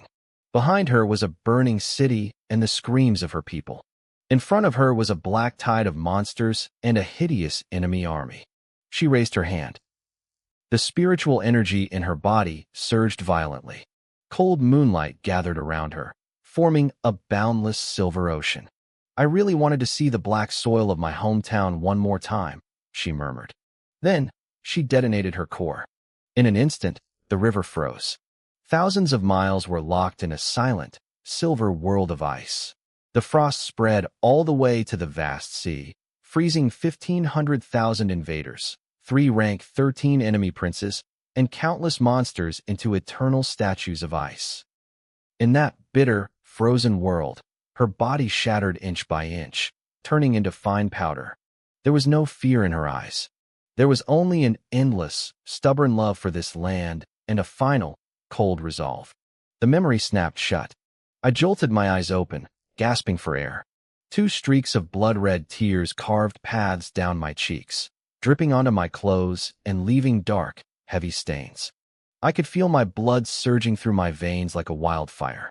I never considered myself a radical or a fanatic, but watching those horrific scenes play out again, seeing my history drenched in such cruelty, I realized no one with Huaxia blood could remain indifferent. The warmth in my eyes died. It was replaced by a killing intent so thick it felt physical. Nearby, a laurel tree swayed gently, its leaves rustling as if it could sense the violent storm raging inside me. Cold moonlight filtered through the branches, wrapping around me like an invisible hand, slowly smoothing over my jagged emotions. I picked up the rabbit hopping at my feet and walked toward the Moon Palace. The 5 secret techniques developed by the practitioners of the Mid-Autumn Festival throughout history were already etched into my mind. From here on, it was just a matter of steady progression. Following the intuition granted by my new skills, I stepped into the main hall. 4 items sat silently on a stone table: a blade, a bow, a bronze palace lantern, and a small, sleeping puppy. I reached for the lantern first. It was the moon-chasing spirit lamp. The bronze surface was ancient and weathered, engraved with small, elegant script. Asterisk, may we all be blessed with longevity. Though far apart, we are still able to share the beauty of the moon. Asterisk. The characters looked like they might flow right off the metal under the moonlight. The lamp had 2 powers. First, moon glow. It could light up several miles, shattering illusions and disguises. Second, pilot. It could sense the location of someone I missed, showing their silhouette in the lamp sand while granting them a protective moon shield. What a treasure, I whispered. I chuckled and pulled a small silk pouch from my waist. It was the storage bag provided by the academy. It was only the size of a palm, but it could hold a mountain of gear. With a thought, the spirit lamp turned into a streak of light and vanished into the bag. Next, I looked at the magnificent bow, the Kasha breaker. It scaled with the phases of the moon. The new moon phase allowed arrows to curve around obstacles and track targets. The waxing moon boosted penetration to punch through armor and shields. The full moon turned arrows into devastating projectiles that split into moon wheels upon impact, dealing massive area damage. As I gripped the bow, a cool current of lunar energy flowed from the wood into my palm, resonating with my core. The bowstring hummed a low, vibrating note as if acknowledging me. I nodded, satisfied, and tucked it away. Then, there was the blade, thread cutter. It was long and narrow, shaped like a crescent moon, with faint laurel blossom patterns flowing along the steel. Its soul hunter strike ignored physical defense to damage the enemy's spirit directly. Even better, it could absorb moonlight to repair itself if damaged. As I held it, a cold, sharp aura wrapped around me, perfectly matching the killing intent still simmering in my gut. Thread cutter, I murmured. You suit me perfectly. Finally, I turned to the sleeping puppy. Name, Tiengo. Race, spirit beast. Age, 1-year-old. Level, second realm. I raised an eyebrow and swapped the rabbit for the puppy. The little guy was fluffy and round-headed, snoring away. I poked his nose. He wrinkled his snout, sneezed, and burrowed deeper into my arm, smacking his lips like he was having the best dream of his life. I couldn't help but laugh. This was the legendary heavenly dog that was supposed to swallow the moon. He looked like a common stray mutt. Fine, you're a spirit beast now, I said, giving him a little jiggle. You're with me. I stowed him in the bag, where he just rolled over and kept snoring, completely oblivious to his change in scenery. Only the rabbit remained, hopping around the empty table. It looked at the bare stone, then at me, and stomped its foot as if I'd been too greedy. I rubbed its head. You're a little money grubber, aren't you? I turned and walked out of the Moon Palace. With a sharp tug of my will, my consciousness snapped back to reality. The scenery blurred, and the familiar ceiling of my room came into focus. I took a deep breath and opened my eyes. I was lying on my bed, but there was a heavy, fluffy weight on my chest. I looked down. A snow-white rabbit was sprawled over me, its paws hooked into my shirt, twitching its long ears in its sleep. I checked its stats. Name, Jade Rabbit. Race, Divine Beast. Age, 1-year-old. Level, second realm. I froze, then let out a genuine laugh. So you're a divine beast? I thought you were just a regular bunny. I carefully moved the rabbit to my pillow. It let out a tiny, annoyed grunt, flipped over, and hugged the pillow instead. A divine beast at the second realm wasn't weak at all. I touched its head, feeling a warm lunar energy pulse back at me. I guess you're my new living pillow, I joked. I sat up and checked my condition. The spiritual energy in my body was several times thicker than before, and my meridians had widened significantly. When I circulated my power, it felt like a bright moon was slowly rising in my dantian. I looked out the window. The sky was turning dark. You monsters are still so arrogant in this world, I whispered. I thought of Senior Bai's sacrifice in Jinling, and my resolve hardened. It was time to show this world the true power of the Mid-Autumn Festival. Click. The sound of a key turning in the front door echoed through the apartment. Zhao Zhao, we're home. It was my mother's voice, tired but warm. I reflexively hugged the jade rabbit a little tighter. The coldness on my face vanished instantly, like a light being switched off. I plastered on a smile and ran to the door. My mom was lugging 2 heavy bags of groceries. My dad followed behind, carrying a fancy cake box, the plastic string biting into his white-knuckled fingers. Mom, Dad, why did you buy so much? I took the bags from them and shut the door. And the cake? I'm not a kid anymore. We're happy. We're celebrating, my mom chirped. But her eyes were already locked onto the fluffy creature in my arms. Her face lit up like she'd found a diamond. Oh my goodness. Look at this little sweetie. Where did you get him? Before I could answer, she snatched the jade rabbit out of my arms with the practiced ease of someone who had held 1,000 babies. Go, go. She waved me off without looking up. Go help your father with dinner. I stood there, stunned for a second, then just laughed. Fine, I'm cooking. My mother's brief moment of maternal affection had officially transferred to the jade rabbit. The rabbit looked confused for a second as he was swapped between hands. His ears twitched. His dark, grape-like eyes blinked. Then, he realized this new embrace was softer and warmer. He settled in, rubbing his head against her comfortably. Fine. I was replaced. I shook my head helplessly and followed my father, Chen Fong, into the kitchen. I didn't waste any time. I started washing, peeling, and chopping vegetables with fluid motions. I moved like a professional chef, not a high school student. My father leaned against the doorframe. He watched me, noticing I was already half a head taller than him. Pride shone in his eyes. After a long silence, he walked over and patted my shoulder. His voice was low. Go rest, he said. Go watch TV with your mom. Oh, come on, Dad. I put the knife down and turned to him. I know how to cook. You should head out too. I started pushing him toward the door. You two barely get any time together. Go talk. I've got dinner covered today. He stumbled back, laughing and cursing at the same time. You brat. Now you're kicking your own father out of the kitchen. He said it, but his feet were obedient. He walked to the door and glanced back one last time. I was wearing an apron, head down, focused on the cutting board. The kitchen light hit my face, highlighting the sharp, youthful lines of my jaw. The smile in his eyes softened into a deep, unspoken sense of peace.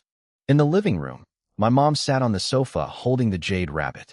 She flipped through channels, whispering to the creature. What should I call you, you little cutie?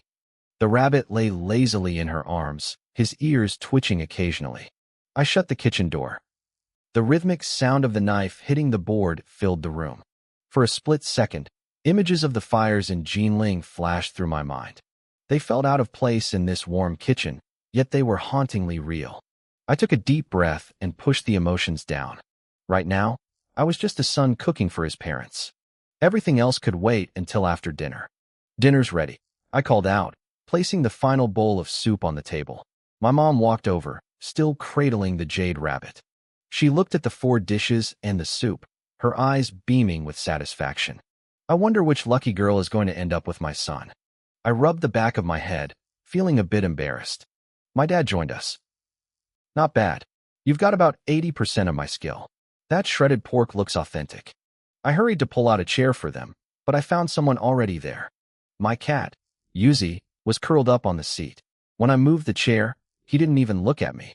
He slowly turned around and pointed his tail at my face. He was clearly throwing a tantrum. Mom, what's wrong with Yuzi?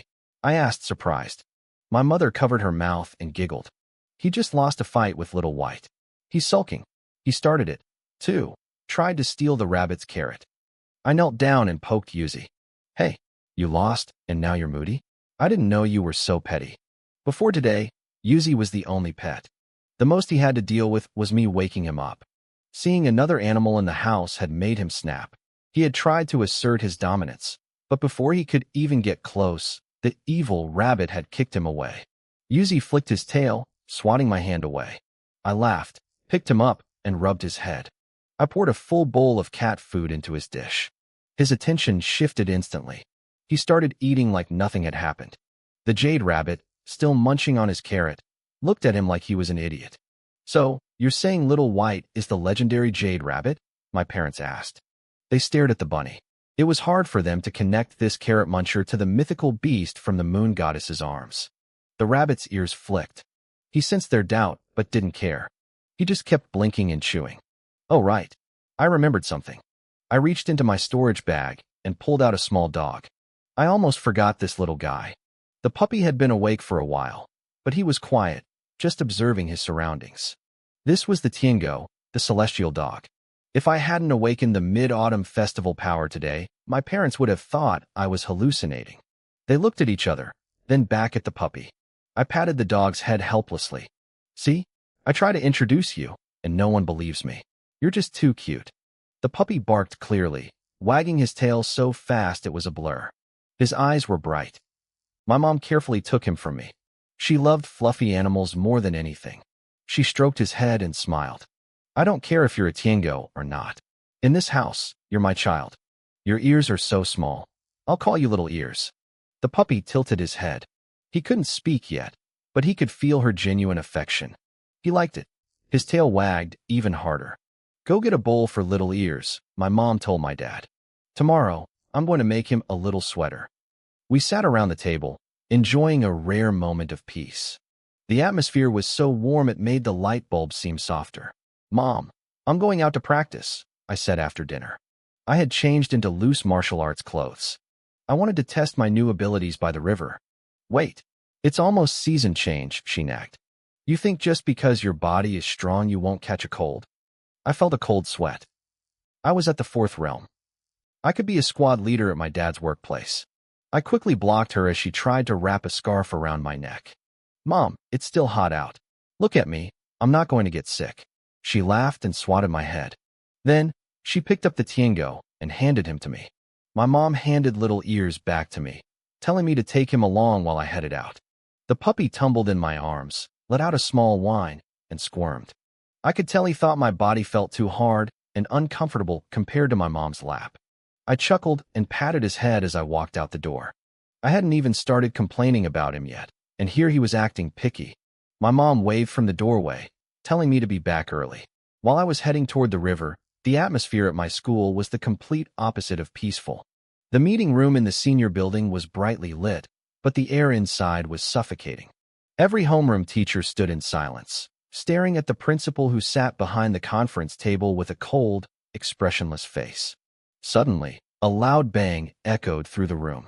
Lu Su slammed his hand onto the table, his face trembling with rage. He looked like a cornered lion. He wasn't the kind teacher we knew. He was furious. Behind him, Dong Wei and the other teachers looked just as grim.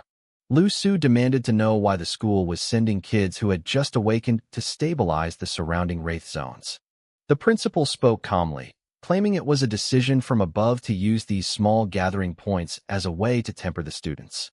Lu Su didn't buy it. He exploded. He couldn't stand the thought of students he had raised for 2 years dying for nothing. He told the principal that if they died honorably on a real battlefield, he would be proud to carry their bodies home himself. But to watch them die right in front of him because of a lack of manpower? He offered his own strength as a 7th realm martial artist instead, desperate to protect them. The principal snapped back, telling Lu Su to stop acting out. He reminded him that as a veteran of the Northern Army, he had to follow orders. He insisted the Bureau of Investigation would be there to protect them, though he admitted accidents were inevitable. With a final warning not to second-guess the higher-ups, he dismissed them. Outside, under the dim streetlights, the other teachers tried to comfort Lu Su. They whispered that something big must be happening internationally for the government to take such drastic measures. One female teacher reminded them that these kids chose the martial arts path, knowing the risks. They eventually walked away, leaving Lu Su alone. He sat on a wooden bench and asked Dong Wei for a cigarette, even though he didn't smoke. The smoke clouded his glasses. He was haunted by memories of past students who had come home under national flags. He could never look their families in the eye. He used to secretly leave milk or gifts at their doors, spending his own savings to ease his guilt. As he sat there under the moon, the voices of his fallen students filled his head, memories of weddings he was supposed to attend and lives cut short. He felt a weight in his chest, so heavy he could barely breathe. By the time he headed home, he felt hollow, wondering how he could still have a home when so many of his students didn't. Meanwhile, I arrived at the riverbank. The wind was cool, and the water rushed past the spot where legend says Empress Wu Zetian once suppressed a black dragon. It was the perfect place to train, wide, empty, and free, unlike the expensive martial arts gyms in the city. I set Little Ears down and gave him a playful flick on the head, forgetting my own strength. He tumbled backward, yapping at me in what I assumed were very rude dog insults. I apologized and told him to play nearby. I pulled the silk cutter blade from my storage bag. The long, slender blade shimmered in the moonlight, looking like a traditional Miao Dao. I closed my eyes, trying to tap into the memories of the previous mid-autumn festival holders. The images became clear. I found myself standing in a massive hall filled with ancient weapons. A young general in green armor walked in. He moved with a refined yet powerful grace. He picked up a blade, lowered his stance, and gripped the hilt with both hands. As I watched him, a famous line echoed in my mind. I do not seek titles or wealth, only for the seas to be calm. I realized then that this legendary national hero was a former holder of my festival power. I was used to one-handed styles, but I wasn't about to pass up the chance to learn from a master. I closed my eyes in the real world and began to mirror his movements. His voice boomed in my mind, teaching me the essence of his style, a blend of battlefield pragmatism and lightning-fast strikes designed to dismantle any opponent. I let the rhythm of the blade take over, practicing the legendary techniques under the silver light of the moon. Would you like the summary of the next chapter? I held the silk cutter blade with both hands, one on the hilt and one near the tip, holding it diagonally across my chest. I felt like a hawk ready to dive. I shifted my weight, keeping my center of gravity low. My shoulders relaxed, but my muscles coiled with hidden tension. I paused for a second, a realization hitting me. This looked exactly like the tactical stances I'd seen soldiers use in modern combat videos. I flipped my wrist. There was no fancy name for the move, just a short, sharp arc that swept the blade toward the ground. Then, in one fluid motion, I twisted my hips and unleashed a glowing strike from below. It looked like a giant whale breaching the water, transitioning into a horizontal slash at the peak of the arc. The vertical and horizontal strikes blurred into a single line. There was no wasted movement. This was a killing art forged on real battlefields, stripped of all decorative fluff, leaving only the raw lethality of someone who had survived mountains of corpses. My footsteps grew lighter. My breathing synchronized with the blade. One step, one strike. I aimed for the throat, then the ribs, then the back of the knees. I followed the Phantom General's lead, my movements getting faster and faster. Since I already had a solid foundation in basic saber techniques, I picked up this battlefield style incredibly quickly. Soon, I started pouring my own power into the swings. The blade became a blur. The moisture in the air froze instantly, turning into ice crystals that swirled around the steel. Under the moonlight, it was mesmerizing. Woof! Little Ears had just scrambled up a small dirt mound when he saw me. He tilted his head, opening his mouth to absorb the lunar essence I was drawing in, but he lost his balance and tumbled right back down the hill. I finished my form and opened my eyes. I didn't say anything to the whining pup. I just watched him for a moment before turning my focus back to the memories of Senior Bai. I saw more than just combat. I saw a mid-autumn festival holder from the Tang dynasty who had realized a movement technique called moon gazer by watching the moon. I immersed myself in it. I realized the Jade Rabbit path could indeed concoct medicine, things like clear turbid pills to detoxify. I even caught a glimpse of an ancient predecessor who raised his Jade Rabbit to the 13th rank and created a legendary elixir that allowed Chang'e to fly to the moon. Meanwhile, across the river, two figures dressed as fishermen were lurking in the shadows. They were staring at me. When one of them recognized my blade work, his fists clenched and he hissed a curse. Baka, how does he know the Kaguryu style? The other man grabbed his shoulder, his voice cold. Calm down, Matsushita-kun. Look closer. It's different from Kaguryu. What are we waiting for? Let's go over there and kill him now. We need to take that blade technique back. Matsushita Ichiro was trembling with excitement. A cruel smile spread across his face. He was already imagining the glory he'd receive back home, how everyone would bow and scrape to get on his good side once he brought this technique back. His knuckles turned white as he gripped his hilt, his breathing heavy like a wild beast. His companion's grip tightened on his shoulder, his tone icy. Retreat. The Blackguard has been breathing down our necks lately. We'll find another way. I don't care if you die, but if you jeopardize the Empire's mission, I'll kill you myself. Matsushita froze. The smile vanished. He glared across the river one last time, gritted his teeth, and turned back into the darkness. But a martial artist's senses are sharp. Under this moonlight, this was my home turf. They might have hidden their presence at first, but that sudden surge of greed from Matsushita was like a flare in the dark. I tilted my head toward the opposite bank. That suppressed killing intent I'd been carrying was triggered again. I let out a small, excited smile. Is it really who I think it is? I shifted my feet, using the moon gazer movement technique I had just glimpsed. I pushed it to the limit. I became a blur, skimming along the riverbank. The tip of my blade trailed through the water, leaving a path of shattered ice in its wake. On the other side, the two men were moving fast, but the companion suddenly stopped. His face went pale. Something's wrong.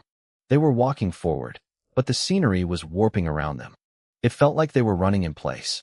The moonlight grew blindingly bright, so bright that the world turned a sickly, flat white. A brilliant flash of steel tore through the air. Move, the companion roared. He instinctively grabbed Matsushita and shoved him in front as a human shield. The silk cutter blade passed through the pathetic defense without resistance. Matsushita didn't even have time to scream before he was sliced clean in two. The companion managed to survive, but his arm was severed in the process. A terrified shriek pierced the night. The man knelt on the ground, clutching his stump, sweat and blood pouring off him. He looked up to see a slender figure walking through the air, stepping on the moonlight itself. I held my blade in one hand, blood dripping from the tip. I looked at them with a playful smirk. Matsushita Ichiro was dead. The survivor, Hirakawa Go, was a mid-tier rank 4. Sir, is there a misunderstanding? Hirakawa stammered, his voice shaking. I am from the east. Before he could finish, a silver flash erupted. The moisture on the bank froze instantly, sealing him inside a massive block of ice. I landed softly and walked toward the frozen man. His face was locked in a mask of pure terror. I reached out and tapped the ice with my finger. The block shattered into dust. What misunderstanding? I whispered. I was looking for you guys. I flicked my wrist, shaking the blood off the blade. The silk cutter hummed, almost like it was purring with excitement. I looked at the mess and wrinkled my nose in disgust. Holding my breath, I turned back toward the other side of the river. With a casual wave of my hand, I released a faint scent of osmanthus flowers into the air, slowly masking the smell of blood. 20 minutes after I left, the scent of flowers still lingered in the night breeze. For figures dressed in black emerged from the shadows, their boots crunching on the leftover ice.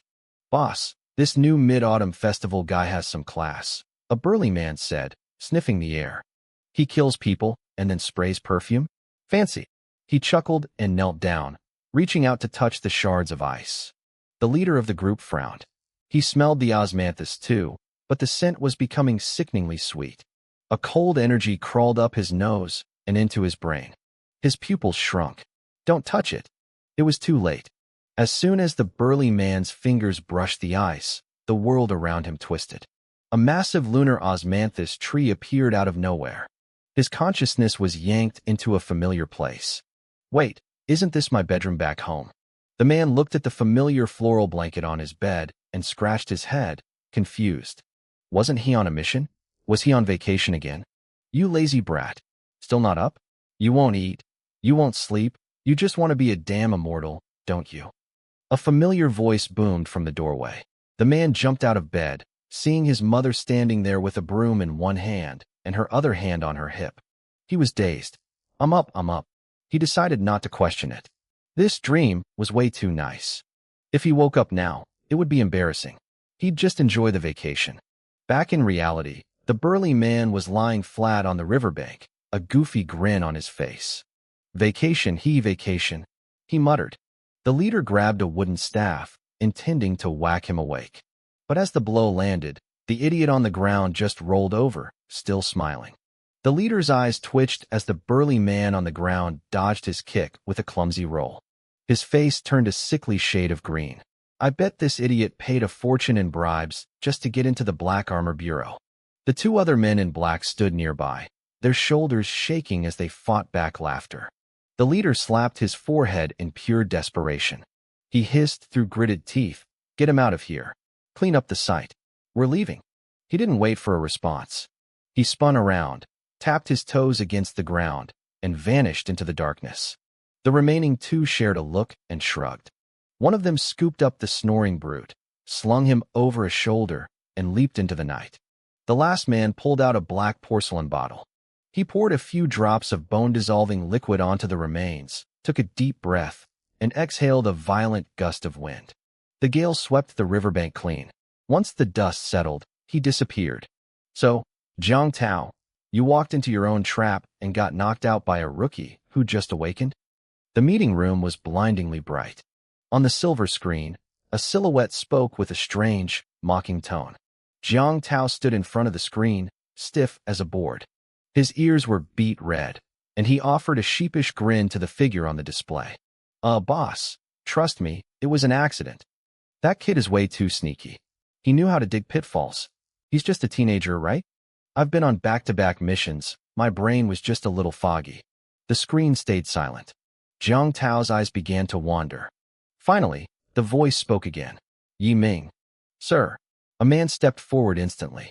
"Team 3 is back. I want a full explanation.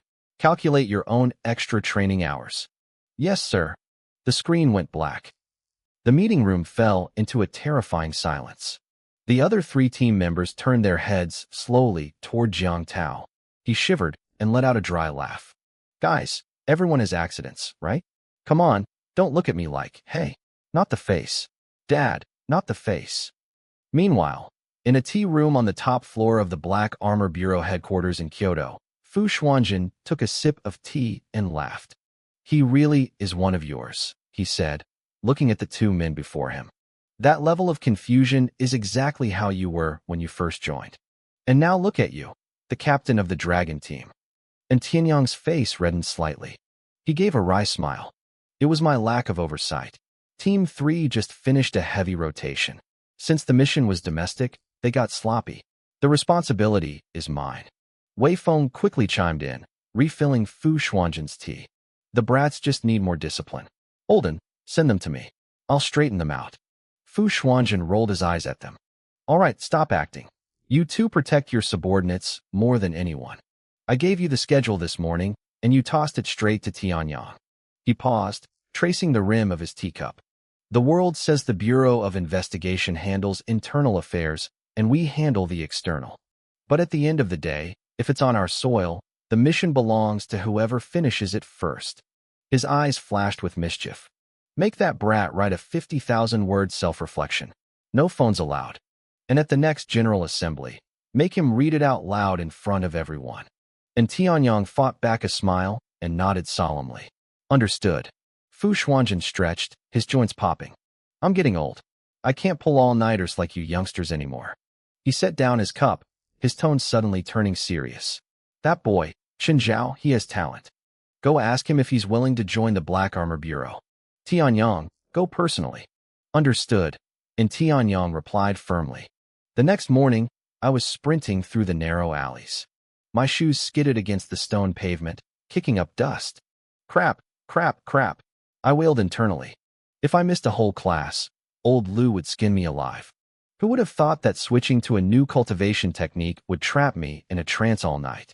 After getting home yesterday, I just wanted to try meditating inside my mental lunar palace. But as soon as I closed my eyes, I sank deep into it. A phantom moon hung high, and osmanthus petals covered the floor. The lunar energy surged into me like a flood. Cultivating there was 10 times faster than in the real world. I had tossed my two spirits, Little White and Little Ear, into the mental world to play while I dug through my memories for a top-tier heart manual, the Guanghan Pure Heart Art. I spent the entire night refining that lunar energy. It washed through my meridians over and over. When I finally snapped out of the vision, my cultivation had stabilized at the late stage of the 4th realm. The power jump felt amazing, but then I checked the time. Holy! I scrambled out of bed and bolted out the door. I raced past breakfast stalls and soy milk stands, the world blurring around me. Then, I saw a familiar figure and skidded to a halt. I actually had to backpedal 2 steps to make sure I wasn't seeing things. There he was, standing in front of a breakfast shop in his school uniform, calmly sipping soy milk like it was a lazy Sunday. "Yen." I walked over, panting. "You're late." "I know." Yang Yin didn't even look up. His voice was eerily calm. "I was actually pretty worried. But then I saw you behind me, and I wasn't worried anymore." I rolled my eyes and turned to the shop owner. "Boss, whatever he's having, give me 2. To go." I grabbed the bag of fried dough sticks and eggs and looked back at Yang Yin. "What happened?" "Stayed up late. You look like you've leveled up." I glanced at his stats, Yang Yin. Level, mid-stage 4th realm, *. Yang Yin finished his milk and wiped his mouth. "Yeah, I was practicing my spear on the back mountain last night. Some foreign idiot with a sword tried to jump me. I poked a hole right through him." I froze, thinking back to the 2 Japanese assassins from the night before. Foreigners? Did you see where they were from? What they wanted? Yang Yin scratched his head. Big beard. Didn't hear him talk. 1 strike and he was gone. I stared at him, speechless.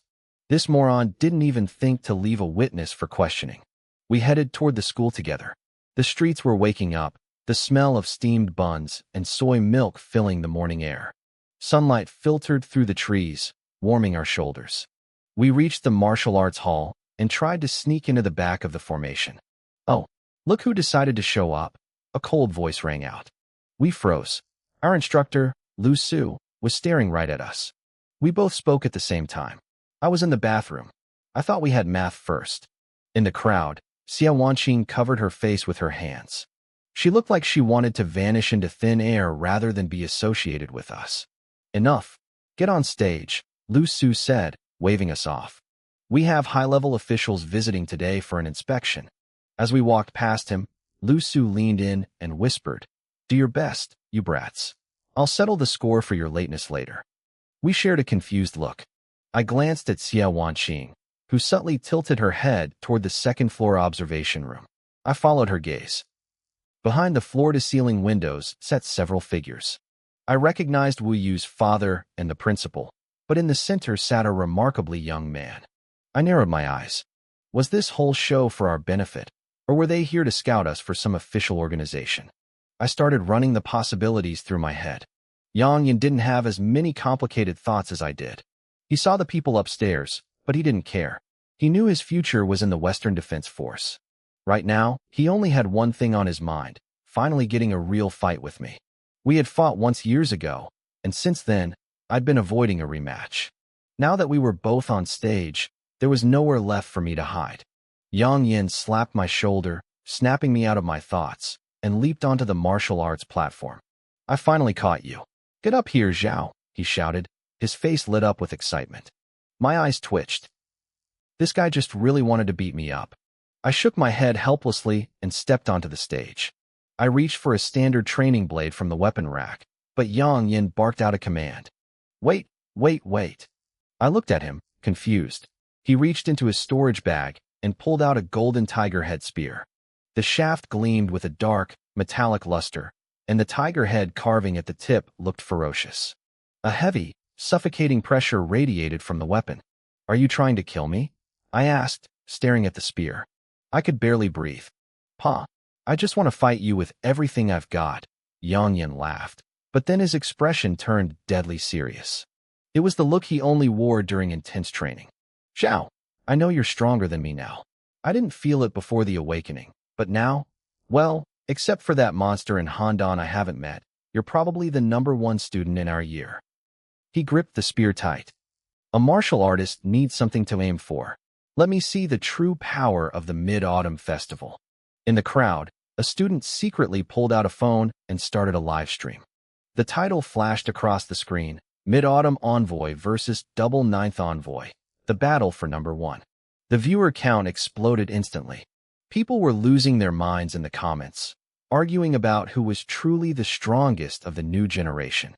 Up in the observation room, a man in black leaned toward the young man in the center.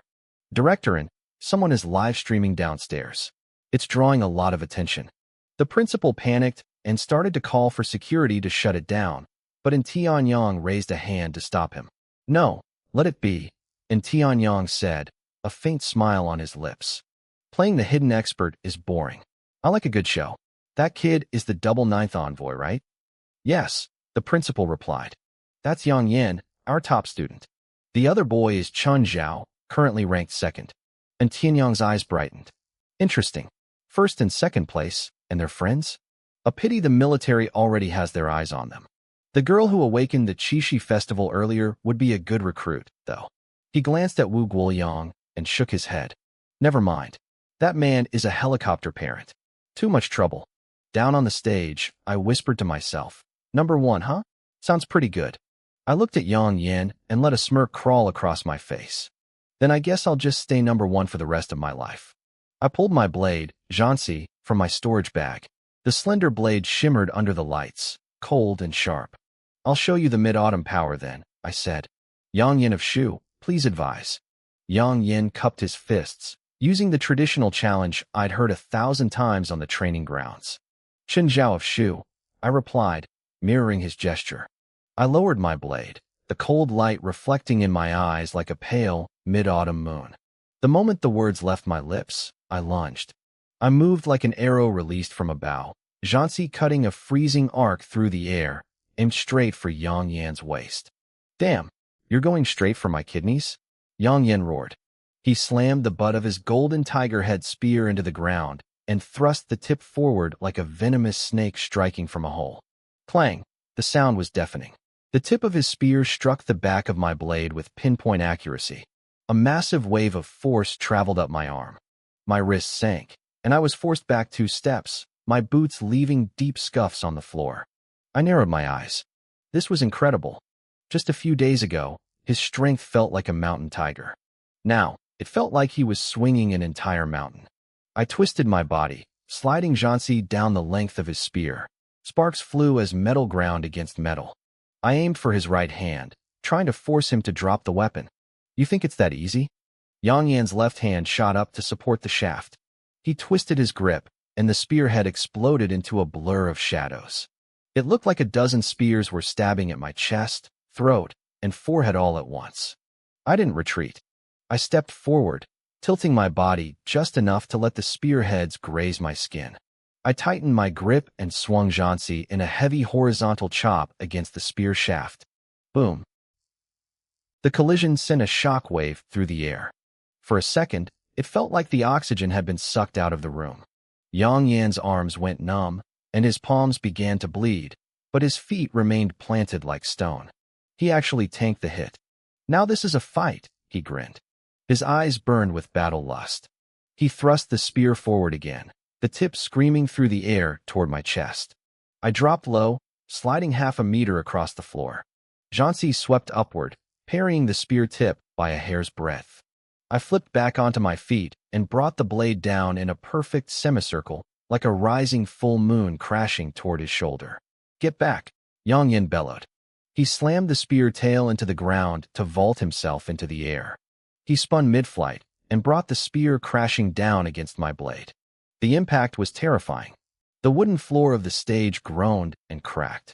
A massive gust of wind blew outward, forcing the nearby students to scramble back. The livestream chat went nuclear. People were calling us hackers, unable to believe high school seniors could fight like this. I felt a dull ache in my chest as my blood boiled from the impact. The floor beneath my feet shattered into spiderwebs. I gritted my teeth, steadied my stance, and let the cold light on Jansi solidify. Not over yet. Yang Yan landed and charged again. His spear style was wide and aggressive, every strike carrying a sense of finality. I took a deep breath. My vision cleared. My movements became fluid, drifting between the light and the shadows. I stopped trying to match his raw power and focused on precision.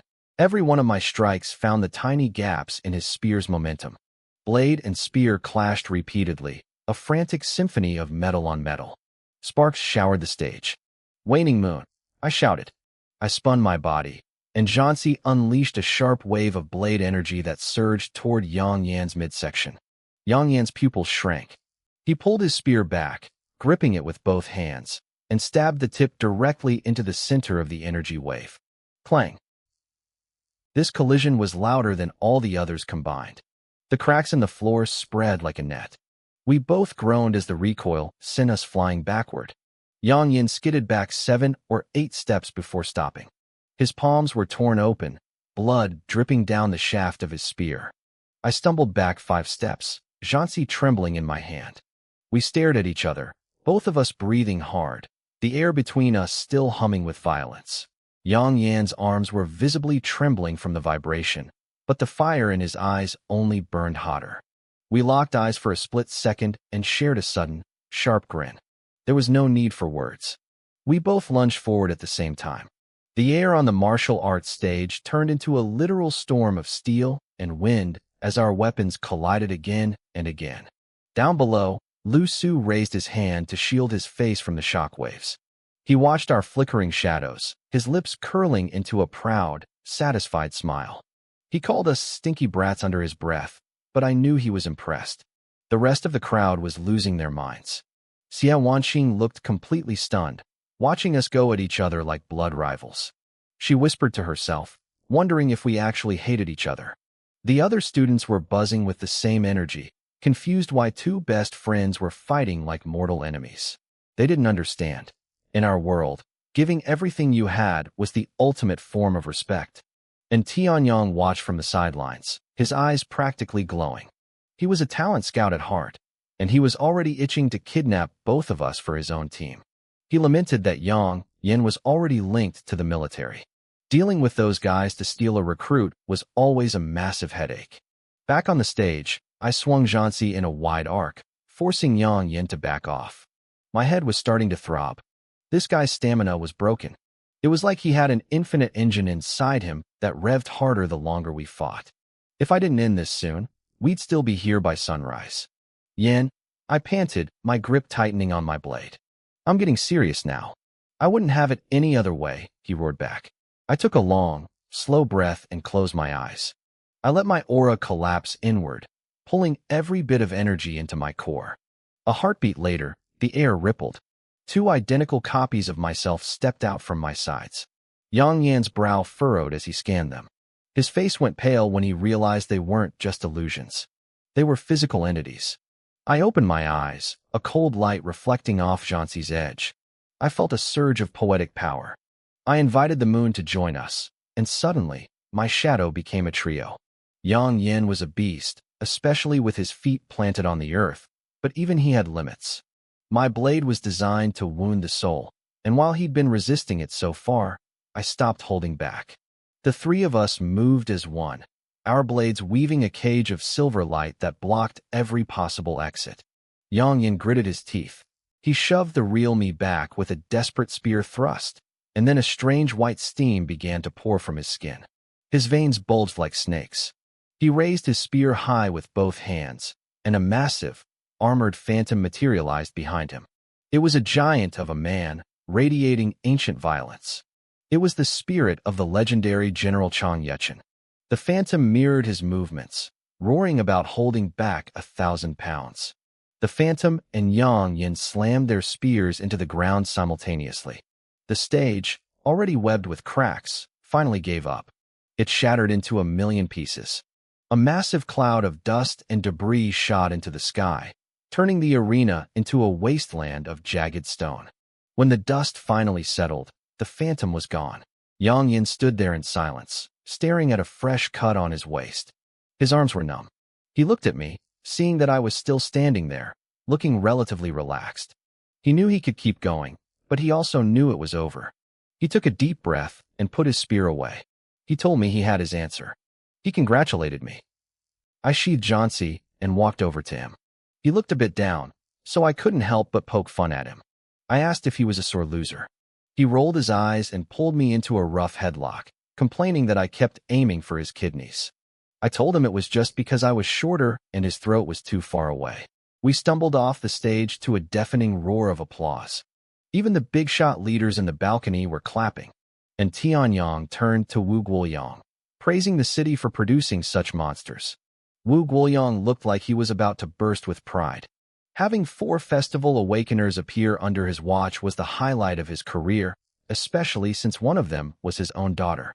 And Tianyang tried to ask about her, but Wu Guoyang gave him a look so sharp it could cut glass. He had already sent his daughter away to keep her safe from scouts like him. He didn't mind if they recruited us, but his daughter was off limits. Meanwhile, in a school in Handan, the match was being broadcast on a giant screen. A student named Li Yan watched the replay in silence. He was the genius of the Spring Festival, and he had always been confident he was the best of our generation. But watching us fight, one like a tiger, the other like a wolf king, made him go quiet. He realized that in a one-on-one, he might hold his own, but he wouldn't come out on top. Without a word, he turned around and headed back to the training hall. The ripples of our fight didn't stop there. In Tokyo, a man named Screen watched the footage and licked his lips. To him, Chinese awakeners were nothing more than high-quality sacrifices for his C-Day rituals. In Rome, a man named Marcus toyed with a red thread that formed the shape of a beating heart before exploding. He hoped we'd live long enough to see Valentine's Day. In a New York penthouse, a guy named David watched the destruction and laughed like a maniac, his room lit only by the eerie glow of jack-o'-lanterns. He was ready for a game. Back in Kyoto, an old man named Fu Xuanjin sat before a massive chessboard. Lights were flickering across the map of China and the rest of the world.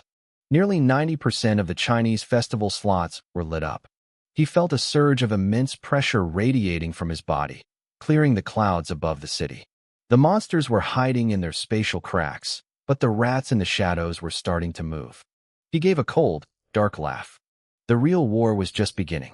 I watched as old Fu Xuanjin shifted his gaze away from the glowing map of China. His pride instantly hardened into a cold, sharp fury as he looked at the rest of the world. He was ready for them.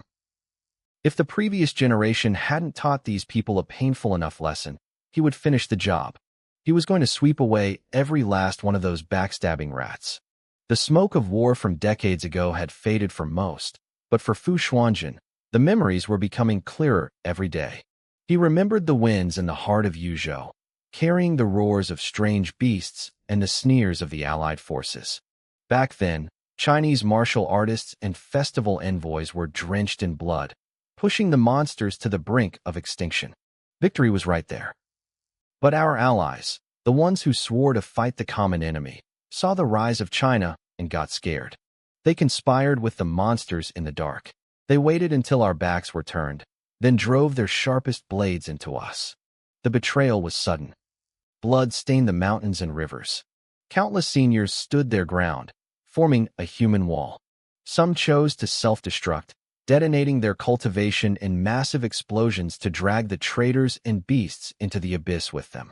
They paid with their lives to stall that betrayal. They did it to protect the youth behind them, handing over the heavy responsibility of China's hope to the next generation. Live on. You are the seeds. That was their final plea, written in blood. Standing there, Fu Xuanjun's knuckles turned white from how hard he was clenching his fists. The grief and rage surged through him like a storm. His thin frame trembled slightly as he whispered to the empty room. It wouldn't happen again. Never again. Back at the arena, the dust was settling. Lu Su looked at the collapsed stage and walked toward Yang Yin and me. He had a faint smile on his face, but his eyes were calculating. He told us he wasn't going to mention our lateness for now, but he wanted to talk about compensation for the damage. He dragged out the last word, his eyes darting between us. I froze. I gave him a weak smile and suggested we go back to talking about the punishment for being late instead. Yang Yin nodded frantically, trying to pin the blame on me, claiming my final move was what actually brought the stage down. I didn't hesitate to throw him under the bus right back. Lu Su laughed, though his expression was complicated. He told us to stop joking and head to a room on the second floor. He admitted he didn't have anything left to teach us. He waved Xia Wanqing over, too. He looked at the three of us, the students who gave him the most headaches and the most pride, and smiled warmly. He told us that if we ever got bullied out there, we should come find him. He'd come get us. We nodded solemnly and headed upstairs. Outside the room, several men in black suits were standing guard. I glanced at their stats. Every single one of them was at the 6th realm. My heart sank. They weren't weak at all. I probably couldn't even take one of them in a fair fight. The door opened to reveal a young man in white sitting inside. The principal and Wu Guoyang were already gone. The man stood up with a gentle smile and introduced himself as Tianyang, a captain of the Black Soldier Terrace's dragon team. The name hit us like a physical weight. We'd all heard of the Black Soldier Terrace. It was the department responsible for national security, a place that usually only existed in rumors. This was the first time we'd seen them in the flesh. I pulled up his panel and felt my stomach drop. Name, Tianyang. Age, 26. Awakening, Long Taidu, also known as the Spring Dragon Festival. He possessed the dragon's might, could transform into a dragon to summon rain, and had a massive boost to water attributes. His rank was the 11th realm. And Tianyang noticed our silence and chuckled. He asked if he looked that scary, assuring us he wasn't there to arrest us. He wanted us to join the Black Soldier Terrace. Xia Wanqing was the first to speak, confused because we were still students. Yang Yin scratched his head, reminding Tianyang that he was supposed to join the military. And Tianyang just smiled. He explained that the higher-ups had already decided. We would train with the Black Soldier Terrace for a year, which wouldn't interfere with our university plans. I squinted at a guy standing in the corner behind Tianyang. Have we met before? I asked. Ever since I walked in, that guy had been staring at me with a look of pure resentment. It made my skin crawl. And Tianyang looked back at Jiang Tao, the guy I had knocked out with an illusion the other night, and his professional mask slipped for a second. He coughed awkwardly and changed the subject, claiming it was just fate. I got serious and asked him to explain what the Black Soldier Terrace actually did. He told us they had 12 elite teams at headquarters, with millions of members spread across the globe. Half their strength dealt with foreign threats inside China, and the other half handled overseas operations. He was the captain of the 5th team. When Xia Wanqing asked about the Law Enforcement Bureau, and Tianyang brushed them off. He said they just handled daily order and weren't worth mentioning. According to him, the Black Soldier Terrace was 10,000 times better. I asked if the other captains were as strong as him, and Tianyang seemed surprised I could sense his level. He thought about it, then shook his head. He claimed to be the strongest captain, second only to the chief and deputy chief. Even though he tried to sound humble, his arrogance was radiating off him. I traded looks with Yang Yin and Xia Wanqing. We didn't even need to speak. We were in. And Tianyang's smile turned genuine. He shook our hands and welcomed us to the 5th team. He took our contact info and told us to report to an address the next day. Then his smile vanished. He warned us very seriously not to trust anyone who approached us from now on. We nodded, feeling a bit lost, and left the room. The moment the door shut, I could hear Tianyang excitedly rubbing his hands together. Inside, Zhang Tao asked him if the other captains would kill him for snatching all 3 of us at once. And Tianyang's face went stiff, and his legs looked a little weak. He blustered about how he could take them all on with one hand, then ordered Zhang Tao to write another 20,000-word self-reflection report. The sun was setting as the 3 of us walked down the road. The orange light was warm, but the atmosphere was heavy. Everything was changing so fast. I reached out and slung my arms around Yang Yin and Xia Wanqing's shoulders, telling them not to worry so much. Xia Wanqing froze, staring at my hand on her shoulder. Her ears turned bright red. I noticed and asked if she was catching a cold because her face was so flushed. She took a deep breath, her expression turning ice cold in a second. She huffed and looked away. Clearly, she realized that expecting me to understand romance was a lost cause. Xia Wanqing suddenly reached out and grabbed my hand. With a sharp twist of her wrist, she sent a jolt of agony through my arm. I let out a scream like a dying pig and dropped to my knees, gasping for air. Yang Yan's eyes jumped in shock. She silently took a half-step back, wanting no part of this. Xia Wanqing let go and dusted off her palms. She looked like she had just finished a casual chore. I stood up shaking, rubbing my wrist with a lingering sense of fear. I looked at Yang Yin and told her she was wrong about one thing. Xia Wanqing wasn't just the top student of our year. With 3 punches, she could send me straight to my own funeral. Xia Wanqing just gave a small huff and tilted her chin up. She told us that if we ever ran into a fight we couldn't handle, we should just call her. As we kept walking, Yang Yin suddenly remembered something. She asked me about that move I used earlier, the one where I seemed to turn into 3 people. It had been hidden well. In my mind, the image of the master who created the moon-gazing footwork appeared. He was a romantic figure in white, drinking under the moon. I whispered a line of poetry about being a madman who laughs at the world. I told her I borrowed the move from the banished immortal himself. Besides, I reminded her, she could summon the legendary General Chang Yechin. Yang Yin sighed, her hands behind her head as she strolled. She admitted she was a huge fan of the poet immortal. Xia Wanqing's eyes twinkled with mischief. She challenged Yang Yin to recite one of his most difficult poems on the spot. Yang Yin acted tough for a second, then immediately folded. She claimed she was only a fan of his looks, not his literature. She struck a cool pose, looking up at the sky. Xia Wanqing burst out laughing, covering her mouth as her shoulders shook. We were walking down a shaded path at the academy. The leaves rustled in the wind. Sunlight filtered through the branches, casting dancing shadows over us as we moved. I stepped up beside Xia Wanqing, unable to contain my curiosity. I asked her what the Qixi festival power actually did. So far, my mid-autumn power hadn't given me much. I had the extreme cold from the dark side of the moon and some hypnotic illusions. I hadn't reached the core essence of the festival yet. I clenched my fist, watching a tiny wisp of frost vanish from my fingertips. As for Yang Yin, her heavy sun power was obvious. Her stamina and mental focus were off the charts. She never seemed to get tired. Xia Wanqing tilted her head, thinking for a moment. She raised her right hand. She explained that her primary power was analysis. By touching energy, she could break down its composition. Faint pink threads of light began to swirl in her palm like delicate silk. She told us she could manipulate the world's elemental energy, turning it into threads to create whatever she wanted. She wasn't just a builder, though. She looked at us seriously and said she could scout and provide buffs. The pink light in her hand condensed into a tiny, translucent spider. It was a joyous spider.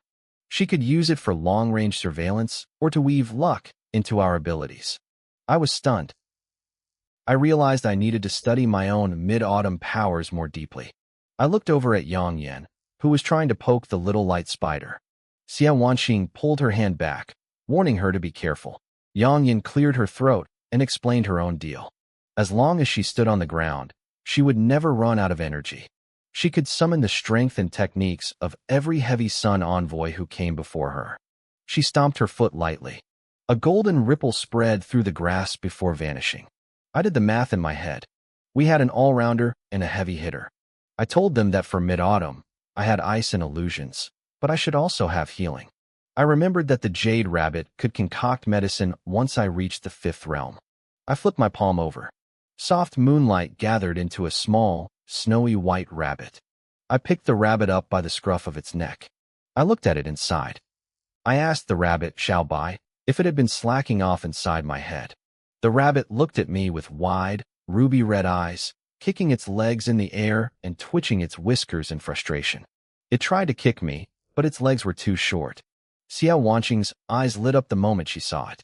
She begged to hold it. I handed the rabbit over, and it immediately settled down in her arms. It closed its eyes and leaned into her touch, looking perfectly content. I felt a bit insulted. The thing was a total sellout. I told her that besides being cute, it didn't seem to have any other strengths yet. The rabbit let out a little grunt, turned around in her arms, and pointed its butt at me. Xia Wanqing laughed and patted my arm, telling me not to be mean because I was hurting its feelings. We continued down the path, our footsteps blending with the rustle of the trees. Back in the meeting room, and Tianyang's phone rang. It was Fu Xuanzhen. He asked if we had agreed to join, and Tianyang leaned back in his chair, unable to hide his grin. He confirmed that we were in and that he would personally lead us starting tomorrow. Fu Xuanzhen told him he better be strong enough to actually handle us. And Tianyang laughed it off, but his tone shifted when the conversation turned serious. He confirmed that his men were ready. The excitement in his voice was gone, replaced by a cold, sharp focus. The wind was starting to blow. Wei Feng went to handle the arrangements personally. On the other end of the line, Ying Dong had already prepared to move the prisoners. Fu Xuanzhen let out a long, slow breath through the phone. For so many years, he had been waiting for this. He muttered that it was time for people to pay the price for their actions. If other nations could do these things, why couldn't we? He paused, then reminded Wei Feng to make sure the disguises were perfect. We were a nation of etiquette, after all. We couldn't let anyone catch us in a mistake. Wei Feng promised to complete the mission, and the line went dead with a soft click. I looked up at the jagged rock walls of the Kunlun Mountains. This was the Black Armor Bureau's prison, a place known as the Ice Cell. The air was thick with the smell of cold metal and a faint, lingering scent of blood. Thousands of guards stood at their posts across multiple defensive lines. 5 kilometers away, the Tianshan Legion's camp sat in the snow like a silent iron dragon. At the entrance to the prison, 2 rows of guards stood shoulder to shoulder. Their black uniforms shimmered under the dim lights, and the steel blades at their waists still bore traces of dried blood. Ying Dong walked beside Wei Feng, whispering that the men had been chosen. He had even secured top-tier camouflage masks from an old master of the opera festival. That old man was a legend. His work was flawless. As they passed, the guards snapped into sharp salutes. They entered a temporary office, and Ying Dong handed Wei Feng a stack of files. He gestured toward the documents with a look of disgust. These were the prisoners, strong men from the older generation, survivors of a specific, shameful battle. People used to say that those who awakened festivals would never betray the people, but Ying Dong spat on that idea. He didn't know how they had even reached their level of power. Their strength hadn't grown in years. Instead, it had withered away in this frozen hell. Wei Feng flipped through the files, his eyes narrowing. Wang Qianlu, a Liqiu festival user, 10th realm high stage. Tang Jin, a Dashua festival user, 10th realm initial stage. Feng Feng, a Mangzhong festival user, 10th realm initial stage. He clicked his tongue. Even in their decline, they were still in the 10th realm. It made sense, considering they were from the same era as Fu Xuanzhen. Wei Feng checked his watch and kept his voice low. He asked if the teleportation was ready. Ying Dong nodded confidently. He was handling it himself. As they moved deeper into the prison, the atmosphere changed. The guards here were different. Their steps were heavier, and their blades hummed with a sharp, arrogant energy. Wei Feng's eyes lit up. He patted Ying Dong on the shoulder, praising him for training such a sharp unit. Ying Dong grinned. He explained that his team hadn't spent their time in Kunlun doing nothing. They had plenty of prisoners to practice on. Wei Feng nodded, but his mind drifted. He mentioned how Tianyang's men had been taken down by a new recruit's illusion. He looked at Ying Dong's elite guards with a hint of envy, his eyes practically glowing. Ying Dong noticed the look and immediately got defensive. He asked Wei Feng what he was looking at and hurried him along toward a heavy alloy door. 10 guards stood at the entrance. They saluted in perfect unison. Ying Dong waved them off. Wei Feng stared at them, realizing these were Ying Dong's direct subordinates.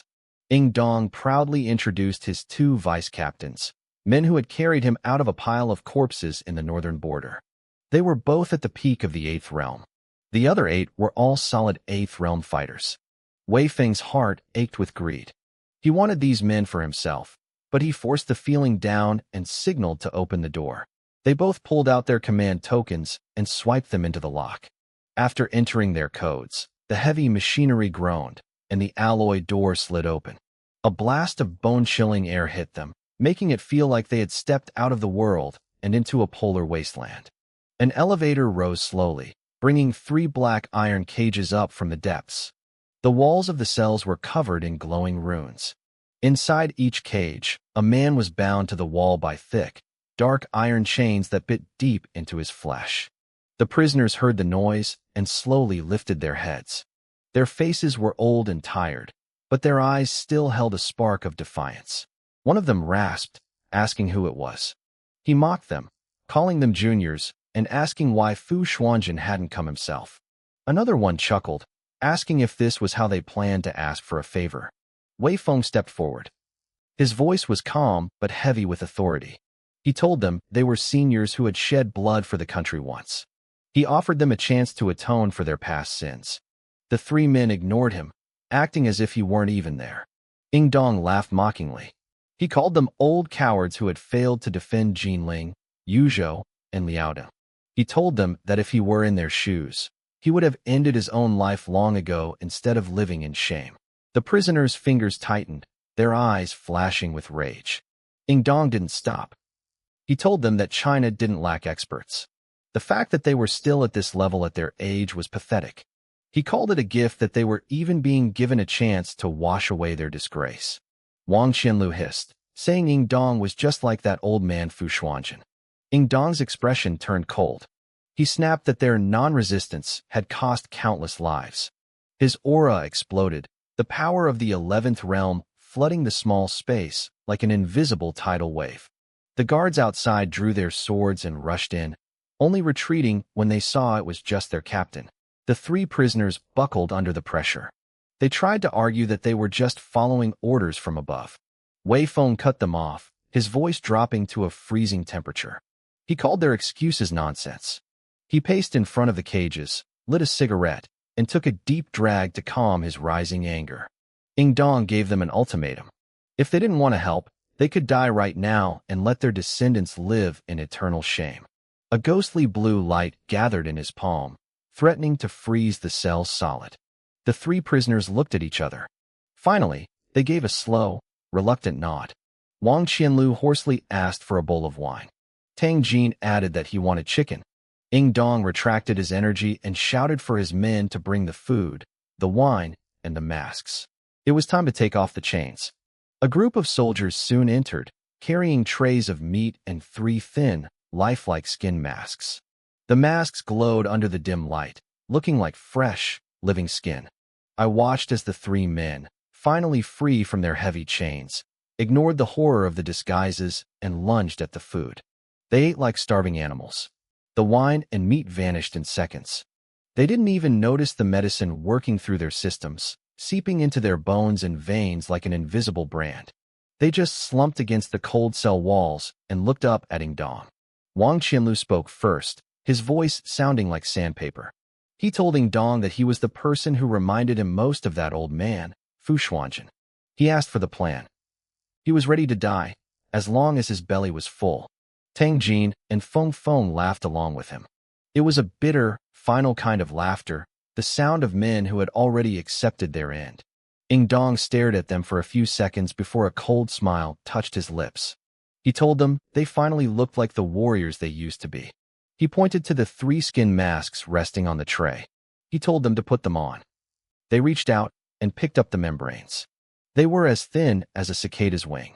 As they pressed them onto their skin, I watched their features shift and crawl beneath the surface. It was sickening. A few seconds later, the 3 Eastern faces were gone. In their place stood 2 white men and 1 Japanese man. Ing Dong pulled 3 pills from his robe. He explained these were chi-bursting pills, meant for a final, desperate stand. He looked them in the eye. These faces belonged to high-level experts from the US and Japan who had gone missing over the past year. The 2 nations were already at each other's throats. Ing Dong wanted to add fuel to the fire. He wanted them to frame each other. Tang Jin frowned, asking how they would even get there. Ing Dong didn't say a word. He just flicked his wrist, and a ghostly light flashed from his fingertips. The air tore open like a wound. 3 small paper coffins floated out of the rift, growing until they were the size of grown men. Ing Dong revealed he was a winter clothes festival master. He was opening a path through the void that connected the living world to the afterlife. The paper coffins would protect them from the wandering spirits and take them straight to their targets. 1 would go to New York, and 2 would go to Tokyo. Feng Feng, now wearing a Japanese face, felt the plan was almost too obvious. He asked if anyone would actually believe the frame-up. Ing Dong looked at him with pure disgust, telling him to stay away because he looked so much like the enemy he wanted to hit him. He didn't care if they believed it. He just wanted to give them an excuse to tear each other apart. Feng Feng had been chosen for that specific face because he had graduated from a Japanese military academy and spoke the language perfectly. Wei Feng stepped forward as they prepared to leave. His voice was steady as he promised that their descendants would be protected for the rest of their lives. I saw the 3 men shiver. They knew their bodies were already failing from the years of frozen imprisonment. This was their last chance to buy safety for their families. Tang Jin climbed into his coffin first, telling the others to stop wasting time. The doors shut, and the paper caskets were dragged into the deep darkness. In an instant, they were gone. Across the ocean, a thin gray mist swallowed the skyscrapers of New York. Feng Feng sat up in a narrow, trash-filled alley. The smell of rotting garbage and damp mold filled his nose. He stood up, his joints cracking loudly in the quiet night. He felt the chi-bursting pill in his pocket. His power had faded significantly, but it would have to be enough. He looked at the cold glass of the nearby towers and decided to make a scene they would never forget. An hour later, he stood outside the United Nations building. The White Tower was bathed in floodlights, guarded by a heavy security detail. A guard saw him, a ragged, wrinkled old man, and tried to offer help. Feng Feng just smiled a twisted, eerie smile. He spoke a single sentence in perfect Japanese. Then, he unleashed his power. A low roar erupted from his throat, sounding like thunder from the depths of the earth. The concrete beneath his feet shattered. Massive, gnarled trees erupted from the ground, their branches spreading like claws. Thick vines shot out like giant pythons, dragging guards into the new, dark forest. Screams tore through the New York night. Bones snapped as the vines tightened. Just as the chaos reached its peak, 2 figures emerged from the shadows. One was a tall, stoic man named Miguel. The other was a blond man in casual clothes named Logan. Feng Feng recognized them instantly from his briefing. They were both elite 11th realm experts. Miguel stared at Feng Feng, identifying him as the missing Japanese master, Masao Miyamoto. But Logan's eyes were sharp, filled with a suspicion that suggested he wasn't buying the act so easily. "Then let's take him down first," Logan said. I looked at them and smiled. It was a smile filled with self-mockery, but also a hint of madness. I reached into my pocket and pulled out the chi-bursting pill. I looked at it for a split second before tossing it into my mouth without hesitation. The pill dissolved instantly. A violent, uncontrollable surge of power exploded from my dantian like a detonated bomb. It tore through my meridians, rushing upward. My skin turned a deep, angry red.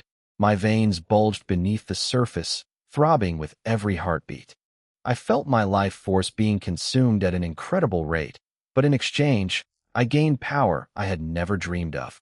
I could feel my realm climbing frantically. 10th realm peak. 11th realm. I threw my head back and let out a hoarse, jagged laugh. Then let me put an end to the first half of my life. I slammed my hands downward. The forest erupted again. The trees grew with terrifying speed, their trunks thickening into pillars of wood. Massive vines, covered in jagged thorns, lashed through the air with ear-piercing shrieks as they lunged at the two experts. Miguel and Logan exchanged a quick look. Logan's body blurred, turning into a streak of blinding light. He wove through the gaps in the vines, narrowly dodging the thorny whips by mere inches. Miguel, however, didn't move. He pressed his palms together. A thin film of water seeped out from the ground beneath his feet. It gathered rapidly, spinning into a massive water wheel in front of him. The edges of the wheel rotated at high speed, letting out a sharp, whistling howl. Boom! The vines collided with the giant water wheel. The resulting shockwave was massive. Nearby trees were ripped out by their roots. The glass curtain walls of the surrounding buildings shattered into a million pieces, raining down like glittering daggers. Half an hour later, the area around the United Nations building was unrecognizable. Within a 10-kilometer radius, buildings had collapsed and the ground had caved in. Broken rebar and shattered glass were everywhere. Miguel was down on one knee, his chest heaving. Blood trickled from the corner of his mouth, and his clothes were shredded. His aura had weakened significantly. Logan stood atop a pile of rubble, surveying the devastation. He slowly floated into the sky, crossing his arms over his chest. He began to hum a low, ancient melody. A faint, holy light spread from his body like a warm veil, covering the sobbing crowds below. Wounds began to heal slowly under the light, and the terror in people's hearts began to subside. Logan stopped humming and looked down at the ground. There wasn't even a body left. I had been completely erased. Not even a drop of blood remained. Madman, Logan cursed under his breath. He had never seen someone treat their own life as a single-use disposable item. He rubbed his temples, feeling a massive headache coming on. He looked up at the night sky, which was now filled with the wail of sirens and the roar of helicopters. There would be no sleep tonight. Meanwhile, across the world in Shinjuku, Tokyo, the night was damp. Neon lights reflected in broken puddles on the street. Two men walked out of a back alley together, looking around at the city. A giant electronic screen showed a female idol smiling sweetly, surrounded by flashy lights and special effects. Tokyo, Wang Qianlu whispered. A complex look flashed in his eyes. Decades ago, the mad dog that had bitten the world so viciously had been unleashed from this very land. The memory flickered for a moment before being replaced by a cold, sharp madness. Tang Jin brushed the dust off his clothes and turned to him. What's the plan? Do we go in together or split up? Together, Wang Qianlu said with a cold sneer. Let's sink Tokyo. Let's go. Tang Jin exhaled a long breath. The Tokyo Metropolitan Government building was their target. Before they dealt with the mad dog itself, they were going to slap the face of the people who owned it. The two of them walked down the street. Passers-by gave them curious looks. Two white men dressed completely out of place. One wore a tattered trench coat, the other a suit stained with mud. Both radiated a sense of danger that made people instinctively move away. 30 minutes later, they stood on a pedestrian bridge overlooking the plaza in front of the Metropolitan Government building. The rain had stopped, but the ground was still wet, reflecting the brightly lit towers. Self-Defense Force soldiers patrolled the plaza, their eyes sharp and alert. Who are the top players here again? Tang Jin asked, an unlit cigarette dangling from his lips. Yamanohi is 11th realm. Shunbuni is 11th realm. And there's a 12th realm expert named Sakura Season, Wang Qianlu said calmly. It's a major city. It's normal for them to have a few experts. They have a Shunbun too? Tang Jin raised an eyebrow. It's not the same as ours, Wang Qianlu replied. Different path. Tang Jin nodded, dropped his cigarette, and crushed it under his shoe. Then let's start. They shared a look, and Wang Qianlu leaped from the bridge first, his body leaving a blur in the air.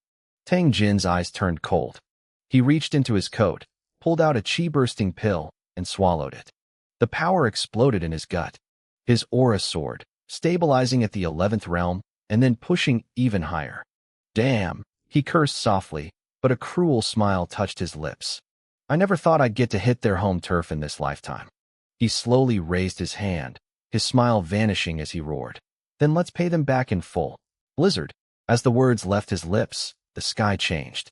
The Kunlun cold he had suppressed for so long surged forth, merging with the power of the great snow solar term. With him as the center, snow manifested out of thin air. Driven by a bone-chilling wind, it turned into a massive domain of ice and frost. Before the pedestrians on the street could even scream, they were swallowed by the storm. Their cries were crushed by the wind. Inside the top-floor conference room of the Metropolitan Government Building, politicians in suits were arguing fiercely. We need an explanation for what happened in New York, one shouted. An explanation? The priority is stabilizing the market. Suddenly, one man stared out the window in horror. The others followed his gaze, their faces turning pale. The glittering Tokyo skyline was being devoured by a wall of snow. The lights of the skyscrapers flickered in the storm, looking like they were about to be extinguished forever. Anger quickly replaced their fear. This was Tokyo, their capital. Send the Fujiwara army to meet the enemy. Get the guards to evacuate the members. Just as he finished speaking, the entire building shook violently. Boom. The glass walls shattered instantly. Freezing wind and snow howled into the room. In this extreme cold, the scene looked like the end of the world. One politician was thrown across the room by an invisible force, slamming into the wall with a dull thud before collapsing, lifeless. Below the building, dozens of experts in samurai attire rushed out from the entrances. They drew their blades and formed hand seals, unleashing their techniques. But against this overwhelming blizzard, their power was like a matchstick held against a hurricane, flickering for a second before being snuffed out. Enemy attack, someone screamed. It's the Americans, another politician shrieked, looking at Wang Qianlu standing in midair. At that moment, a drunken fat man finally stumbled out from the other side of the building. He let out a loud burp and stomped his foot. The earth heaved. Massive slabs of rock rose from the ground, forming several giant mountain peaks to block the blizzard. It barely managed to stall the biting cold. Wang Qianlu frowned. This guy's presence was bigger than the mess they were making. He pulled a chi-bursting pill from his robes and swallowed it. As the medicine exploded, his aura instantly tore through the limits of the 11th realm. Wang Qianlu's power surged, skyrocketing until it settled firmly at the 12th realm. He raised his hands, savoring a level of strength that far surpassed his previous peak. It was intoxicating. A figure slowly materialized in front of him. It was a woman wearing a kimono patterned with cherry blossoms. Her form looked ethereal, almost translucent, as if she might scatter with the next gust of wind. Her face was grim as she glared at Wang Qianlu. She shouted to the fat man below, calling him a fool and telling him to get to the overpass to help Hao Jun. She had sensed another peak 11th realm master there, someone using the entire city of Tokyo as a battlefield to spread a terrifying blizzard. Yinshi Yuan didn't hesitate. He dived into the earth, disappearing as if he were swimming through soil. Wang Qianlu didn't bother to chase him. He just looked at the woman with a mocking glint in his eyes. He could feel the aura of a high-level 12th realm master coming from her.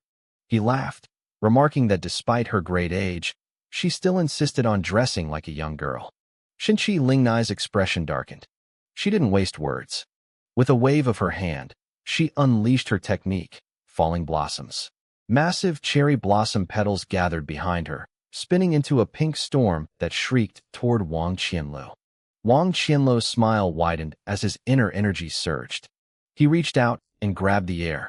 A violent current coalesced in front of him, forming a massive wind tiger that roared as it lunged forward. The tiger collided with the cherry blossom storm. The air itself seemed to tear apart. Shockwaves rippled out in circles, shattering every window in the surrounding buildings. Over at the overpass, Tung Yuanhao wiped blood from the corner of his mouth. He stared at the man standing in the center of the howling snow. In this blizzard, the power of the enemy's moves had far exceeded his ability to resist. Beside him, Yanshi Yuan was covered in wounds, breathing like a dying animal. Tung Yuanhao knew their only option was to stall. They had to wait for reinforcements, wait for the enemy to run out of energy, or wait for the madness of the snow to stop on its own. He could clearly feel the life force of the man across from him draining away at a visible rate. Tang Jin felt it too. His vision was blurring. His heart felt like it was being squeezed by an icy hand, each beat bringing a sharp, tearing pain. But his grin only grew more ferocious. He let out a raspy growl, daring them to come at him so they could all die together. The blizzard became even more violent. Nearly half of Tokyo was swallowed by this white domain of death. The police and the self-defense forces were deployed, but they looked pathetic against the storm. Half an hour later, Tung Yuanhao looked down at Yanshi Yuan, who had long since stopped breathing. Then he looked at the spot where his opponent had stood. There was nothing left, not even a body. He cursed under his breath, calling him a mad dog. On the other side of the city, Shinchi Lingnai stood amidst the ruins. Blood stained the corner of her mouth, and her aura had significantly weakened. The metropolitan building had been leveled. What was once a symbol of power and order was now just a pile of broken walls. She looked around at the city. The bustling metropolis had mostly vanished, buried under ice and snow. Screams and cries echoed from the collapsed buildings, and looters were already starting fires in the chaos. Her eyes burned with a rage so intense it felt physical. She couldn't believe they had turned Tokyo into their personal battlefield. She pointed a finger, and cherry blossoms gathered once more, turning into thousands of razor-sharp petals. They swept through several blocks instantly. The screams of the looters stopped. In a single moment, thousands of criminals were cut down. Blood bloomed across the white snow like bright, stinging flowers. Shinchi Lingnai stood up slowly, her gaze turning cold as ice. The next morning, a ringing phone jolted me awake. I picked it up, and Yang Yan's voice came through, sounding 10 times more excited than usual. He told me to get online immediately because something huge had happened. Before I could even ask what, he hung up. I shook my head, still dazed, and opened a short video app. A bright red notification popped up instantly. It claimed a mysterious master from the East had launched a terrorist attack in New York. Another headline said 2 white masters had retaliated by raiding Tokyo. The U.S. government was demanding compensation and explanations from Japan, while others suspected China was being framed. Our embassy had even issued a safety warning in advance. My pupils shrunk. I clicked the first video. The screen filled with images of a shattered New York plaza. The ground was torn apart with jagged cracks. Trees were shoved upside down into the concrete, and skyscrapers were snapped in half. The reporter's voice trembled as angry crowds behind her held up signs demanding Japan pay the price. The comment section was a war zone.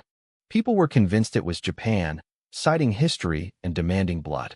They wondered why their own masters hadn't stepped in, concluding that the big corporations wouldn't risk their elites for ordinary people. I watched with fascination and swiped to the video of the Battle of Tokyo. It was just as messy.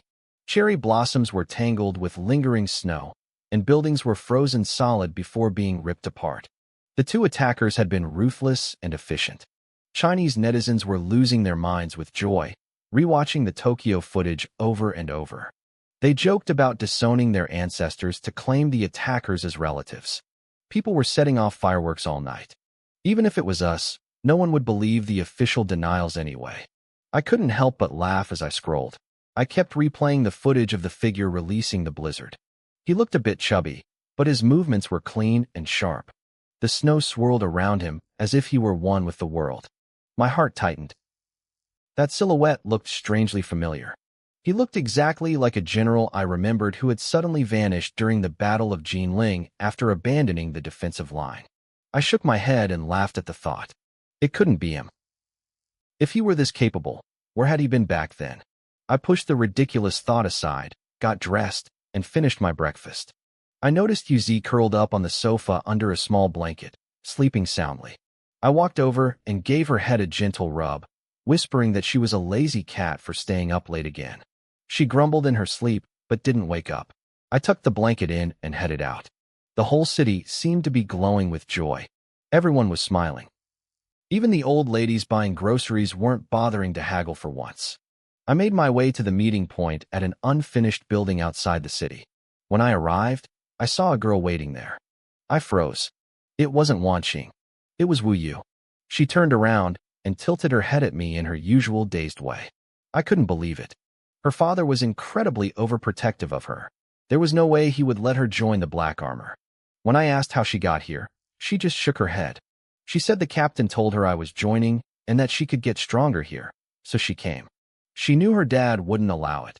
So Tianyang had actually knocked her father's driver unconscious to sneak her out of their hometown.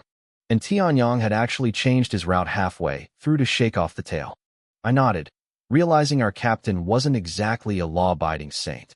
A little while later, Yang Yin and Xia Wanqing arrived, but Tianyang was still nowhere to be found. The four of us didn't mind the wait. We found a spot to sit and started chatting about the morning news. It was almost noon when Tianyang finally showed up, looking disheveled. He wiped cold sweat from his forehead and gave Wu Yu a complicated look. I could tell he was swearing to himself never to mess with a protective father again. Wu Guoyang had apparently gone ballistic, his aura flaring so hard he nearly forced his way into a higher cultivation realm. Even though Tianyang could beat him in a fair fight, he knew he was in the wrong here. He'd had to agree to a long list of demands before Wu Guoyang finally backed off for the sake of his daughter's feelings. You have a good father, and Tianyang sighed, looking at Wu Yu. She just gave him a shy, knowing smile. And Tianyang straightened his expression and cleared his throat. All right, listen up. From now on, I'm your team leader. For the next year, I'm dedicated to you. Any questions? We all shook our heads. We were ready. Good, he said, nodding with satisfaction. He looked at us, four geniuses with average cultivation levels that defied logic, and I think he finally understood why our instructors love teaching prodigies so much. Our first mission as a team will be at White Dragon Mountain. It's in the wild, and at least 100,000 wraiths are still lingering there. He explained that the government had intentionally left them there during the national cleanup. They were training tools for us to grow quickly. Wait, I said, pausing to think. The four of us are supposed to clear 100,000. The others looked at Tianyang in shock. There was no way we could handle those numbers if the wraiths were even close to our level. No, Tianyang said, pulling out a map. He circled a specific area. You're responsible for the southern region of the mountain. There are about 20,000 wraiths there. But be warned, these wraiths are formed from the resentment of ancient soldiers and generals. They have immense combat experience. Do not get careless. If the resentment isn't purified, they'll just reform after a while. Is purification our real goal? Xia Wanqing asked softly. And Tianyang looked surprised by her quick intuition. Then he remembered she was the envoy of the Qixi festival and relaxed. Exactly. There are too many places like this in the country. We don't have enough light-type awakeners or purification envoys to handle them all. We have to guard the rifts and the borders, so these spots become training grounds for high school seniors. He paused, looking at us individually. Chun Zhao's Mid-Autumn Festival and Yang Yan's Double Ninth Festival can dissipate resentment. As for Qixi and Girls' Day, I'm not sure. Even if it's just a drop in the bucket, every bit helps. These spirits were once the heroes and ancestors of Huaxia, even if they've been corrupted now. Xia Wanqing nodded to herself. So the country could wipe them out all at once if they wanted to. And Tianyang went silent for a moment. I think he was starting to regret taking on a team of geniuses. Was the Qixi envoy always this sharp? He looked at me, Yang Yin, and Wu Yu, then back at the brainy Xia Wanqing. A small, expectant smile crossed his face. I could tell he was already wondering what our future enemies would look like when they had to face us. All right, the goals are clear, and Tianyang said, his tone turning cheerful. Target, White Dragon Mountain South. Population, 20,000 wraiths. Chen Zhao, you're the temporary team leader for the next month. Good luck, my lovely teammates. I've already cleared it with the local garrison. Before we could say a word, he turned and vanished. He was gone. He didn't even stay to watch us leave. Apparently, he'd rather go home and have a hot cup of afternoon tea. We stood there in silence, staring at his retreating back.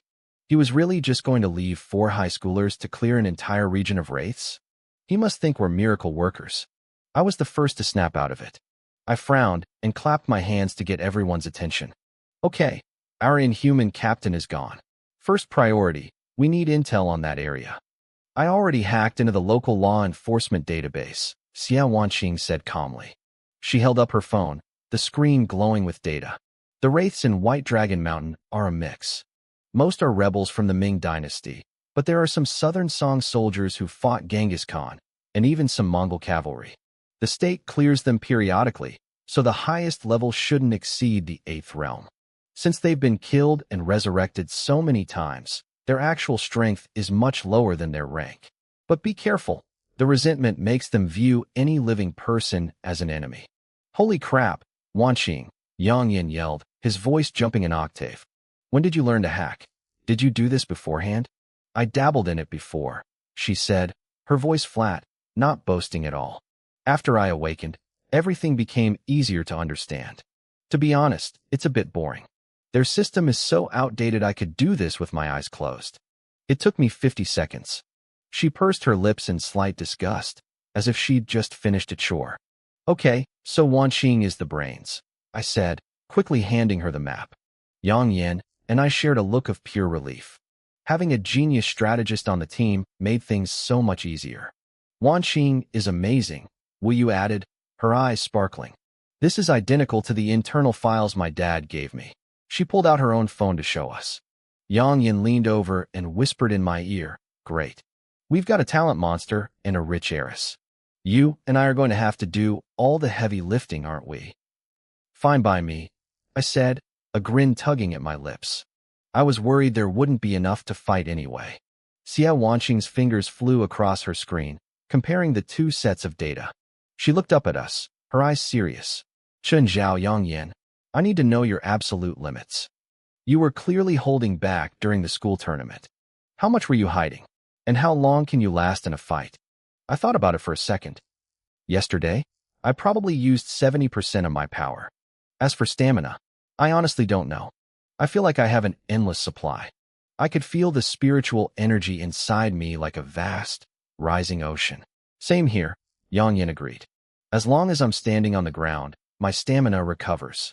We were both envoys of top-tier Huaxia festivals with years of martial arts training. Calling us stamina monsters was an understatement. Xia Wanqing turned to Wu Yu. And you? I'm at the peak of the 4th realm, Wu Yu said, her expression turning solemn. This was the path she had chosen, and she wouldn't regret it even if it killed her. She carried the pride of an empress. In her mind, she could still feel the lingering will of Wu Zetian teaching her. Unlike other envoys, the envoy of Girls' Day was guided by that ancient, stubborn will. As long as people still believed in the festival, that empress would never truly vanish. Wu Yu stood there, her eyes distant. In this land, where faith in the empress was strongest, she could almost hear a voice in her ear. It was majestic yet tender. Silly girl, the voice whispered. Go ahead and fight. If the sky falls, your big sister will hold it up. I want to see who dares touch my little sister. The sheer dominance in that tone was overwhelming. Wu Yu couldn't help but smile.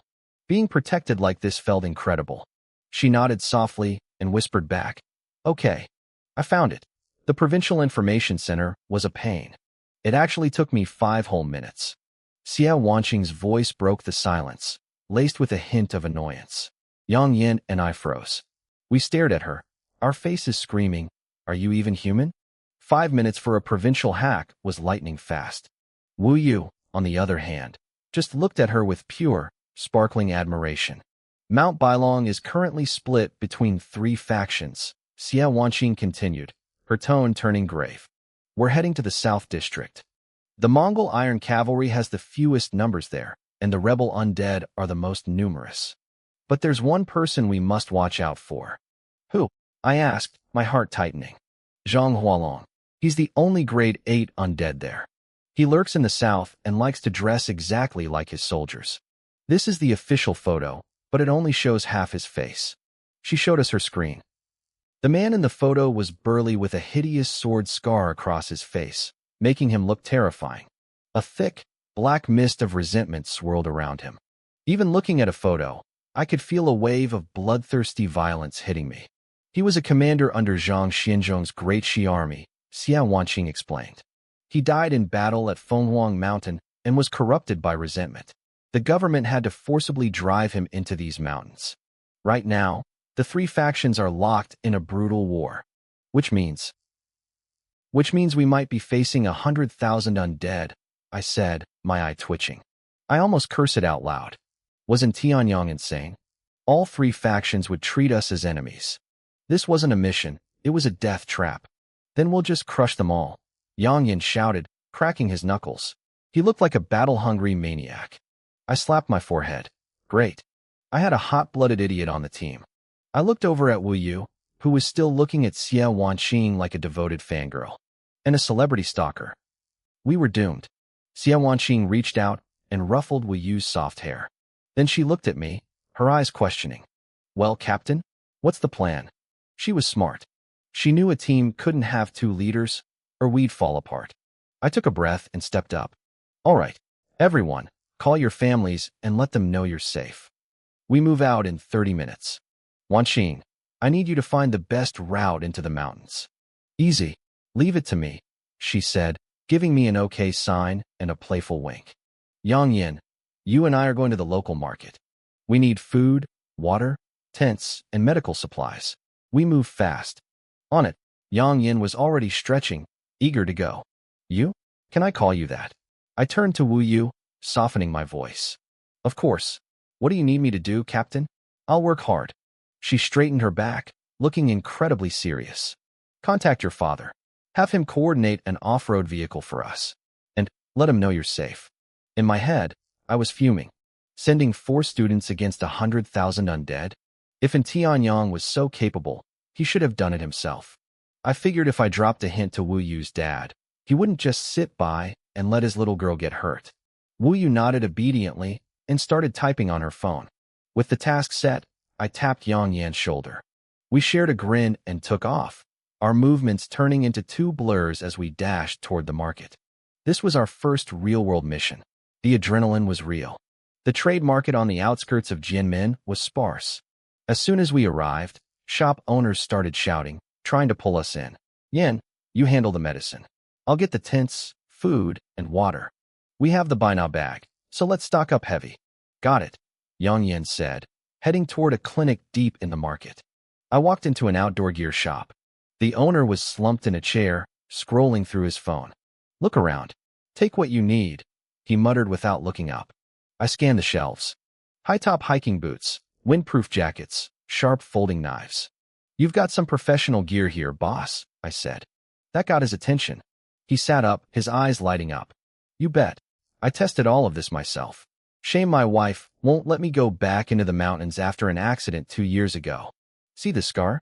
It's a man's romance, but she doesn't get it.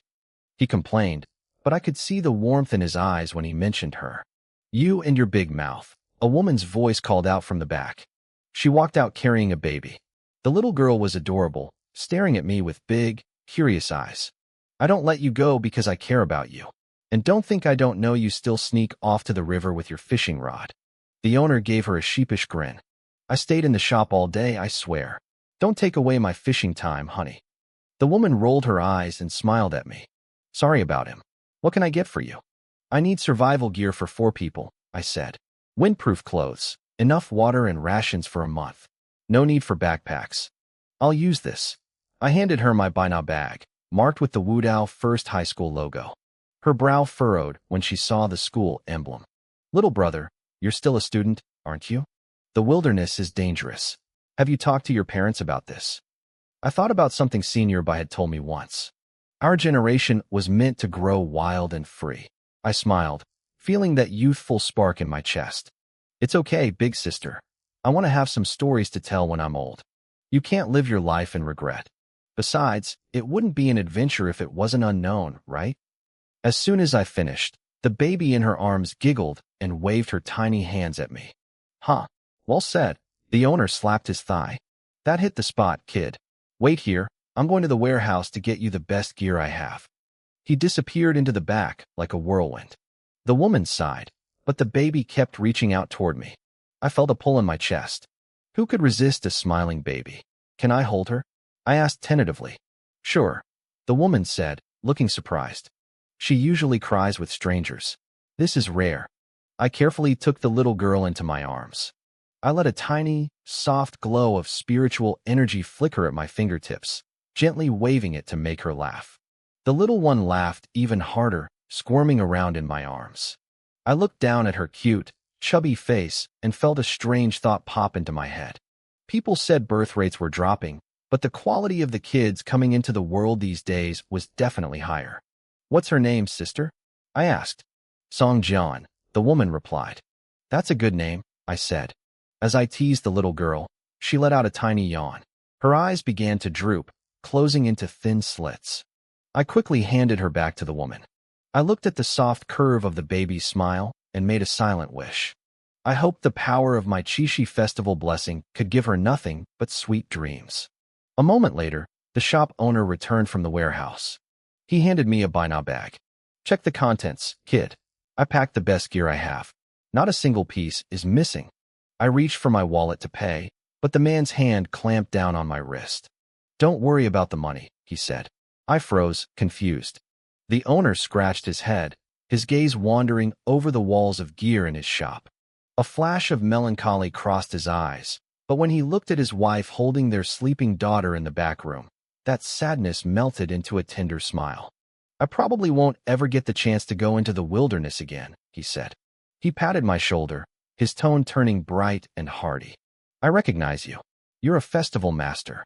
You're meant for big things, keeping people safe. A bit of gear is nothing. Besides, I'm not short on cash. He remembered something and turned to rummage through a drawer. He pulled out a yellowed photograph and handed it to me. It showed a young man with arrogant, piercing eyes standing at the foot of a snow-capped mountain. He looked like a completely different person from the gentle man standing before me. Back then, I always talked about climbing Mount Everest, he muttered. He glanced at his sleeping daughter and swallowed whatever curse word he was about to say. It's a shame those mutated beasts took over the place first. Those animals really know how to pick the best spots. Brother, if you ever get the chance to reach that summit, throw this photo up there for me, will you? I stayed silent for a moment, taking the photo. My fingertips trembled slightly. I tucked the picture into my chest pocket, right against my heart. A man's dreams should never be abandoned. I'll do it, I said firmly. But listen, brother, you have to take the money. Go to Wudao First High School and find a man named in Tianyang. Tell him I sent you to settle the bill. He'll handle it. The owner blinked, then grinned. All right, have it your way. I nodded, gave the little girl's soft cheek one last gentle poke, and turned to leave. See you later, boss. Take care out there, he called out. As I stepped out of the shop, I hesitated. I pulled out my phone and dialed my mother's number. I didn't think she'd answer, but it only rang twice before she picked up. Hello? Zhao Zhao. What's wrong? My mother, Ren Qing, asked.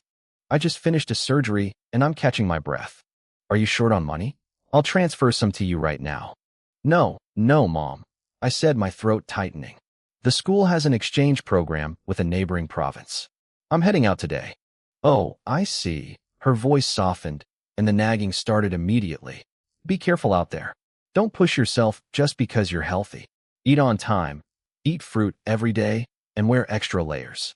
I listened to her endless worrying with a smile on my face, but my eyes started to burn. My vision blurred. Out of the corner of my eye, I saw Yang Yin walking toward me. I quickly rubbed my eyes. Okay, Mom, the bus is here. I have to go, I said, my voice sounding a bit thick. Tell Dad not to work too hard. But I hung up before she could say another word. Back at the City People's Hospital, Rinqing listened to the dial tone and sighed. She twirled her pen, a pained look on her face. She knew her own son. The boy couldn't lie to save his life. Silly child, she whispered. The cracks in his story were everywhere. An exchange program? Liberal arts schools didn't move that fast, and if it were a martial arts exchange, they'd call it a challenge match, not an activity. She leaned back in her chair, knowing the truth. Ever since the day I awakened as a festival master, she knew this day would come. I was like a fledgling bird with new feathers, bound to fly toward a wider sky. She couldn't stop me. She could only pray for my safe return. I took a deep breath, pushing down the sour ache in my chest. Ready to go, Zhao? Yang Yan's voice chirped from behind me. I turned around, my face a mask of calm. Did you get all the medicine? Don't worry. Yang Yin patted the bag at his waist, looking proud. Bandages, hemostatics, anti-inflammatories, painkillers. I bought enough to open a small pharmacy. I nodded. Did you talk to your dad? Yang Yin laughed. Oh, I talked to him. As soon as the old man heard I was joining the Black Ice Pavilion training, he got so happy he drank himself under the table. He's probably still passed out. We walked back to our meeting point. A rugged warrior off-road vehicle was parked aggressively in front of the abandoned building. Its polished body glinted with a cold, metallic light under the sun. Yang Yin and I both stared at it like kids seeing a brand-new toy. Do you two even know how to drive? Xia Wanqing asked, leaning against the car door with a smirk. I know how, I said, scratching my head. I just don't have a license. That doesn't matter, Xia Wanqing said, waving a gold-trimmed temporary pass. Wu Yu handled it already. Wu Yu stood nearby, her eyes crinkling into a smile that showed off her dimples. Yang Yin nudged her, whispering loudly. Wu Yu, do you want to be the captain? I'll help you take down Zhao if you let me drive this thing for a couple of days. Wu Yu blushed and waved her hands. Stop talking nonsense. It's just what I should do. I laughed at Yang Yin and kicked him in the rear. Once the joking was over, I looked at Xia Wanqing, my expression turning serious. She gave me a thumbs up. I've mapped out the route into the mountains and even planned the fastest extraction route, she said confidently. This is why you're the best, I said, clapping my hands together. All right, let's move out. The four of us piled into the car. The engine roared to life, the vibration thrumming through my ears as we headed toward the unknown. I sat in the driver's seat, gripping the wheel of the massive off-road vehicle. I pressed the gas, but the engine just roared while the car stayed dead still. Yang Yin leaned over, staring at the center console before looking at me with pure disbelief. You didn't even release the handbrake, he barked. Get out, Qin Zhao. Let me drive. In the back seat, Xia Wanqing and Wu Yu didn't say a word. They just silently buckled their seat belts and gripped the overhead handles, their knuckles turning white. I felt my face flush with embarrassment. I fumbled for the brake, slammed it down, and floored the accelerator. The car lurched forward with a violent jerk, snapping Yang Yan's head back against the headrest. I couldn't help it. I burst out laughing at his miserable expression. Don't mess around while you're driving. Yang Yan groaned, rubbing his neck. The cabin fell into a brief silence until Xia Wanqing spoke up. I think we need a team name. Yang Yan rubbed his chin, looking dead serious for once. The Four Heavenly Kings. It's classic. It fits us perfectly. Xia Wanqing gave him a look of pure disgust. She didn't even bother arguing. Instead, she turned to Wu Yu. You, what do you think? Wu Yu pointed at herself, looking startled. She lowered her head, thinking hard for a moment before whispering. I really don't know. I've got it, I shouted, waving one hand off the wheel. The Wild Deer Team. Shut up, Yang Yin snapped. You have absolutely no culture. We laughed and traded insults as the car sped down the highway. We were heading straight for the entrance of White Dragon Mountain, leaving a cloud of dust behind us. While we were joking around, the rest of the world was suffocating under tension. In Washington, the global summit had just ended. The room was thick with the smell of stale coffee and fear. The recent string of terrorist attacks in New York and Tokyo had everyone on edge.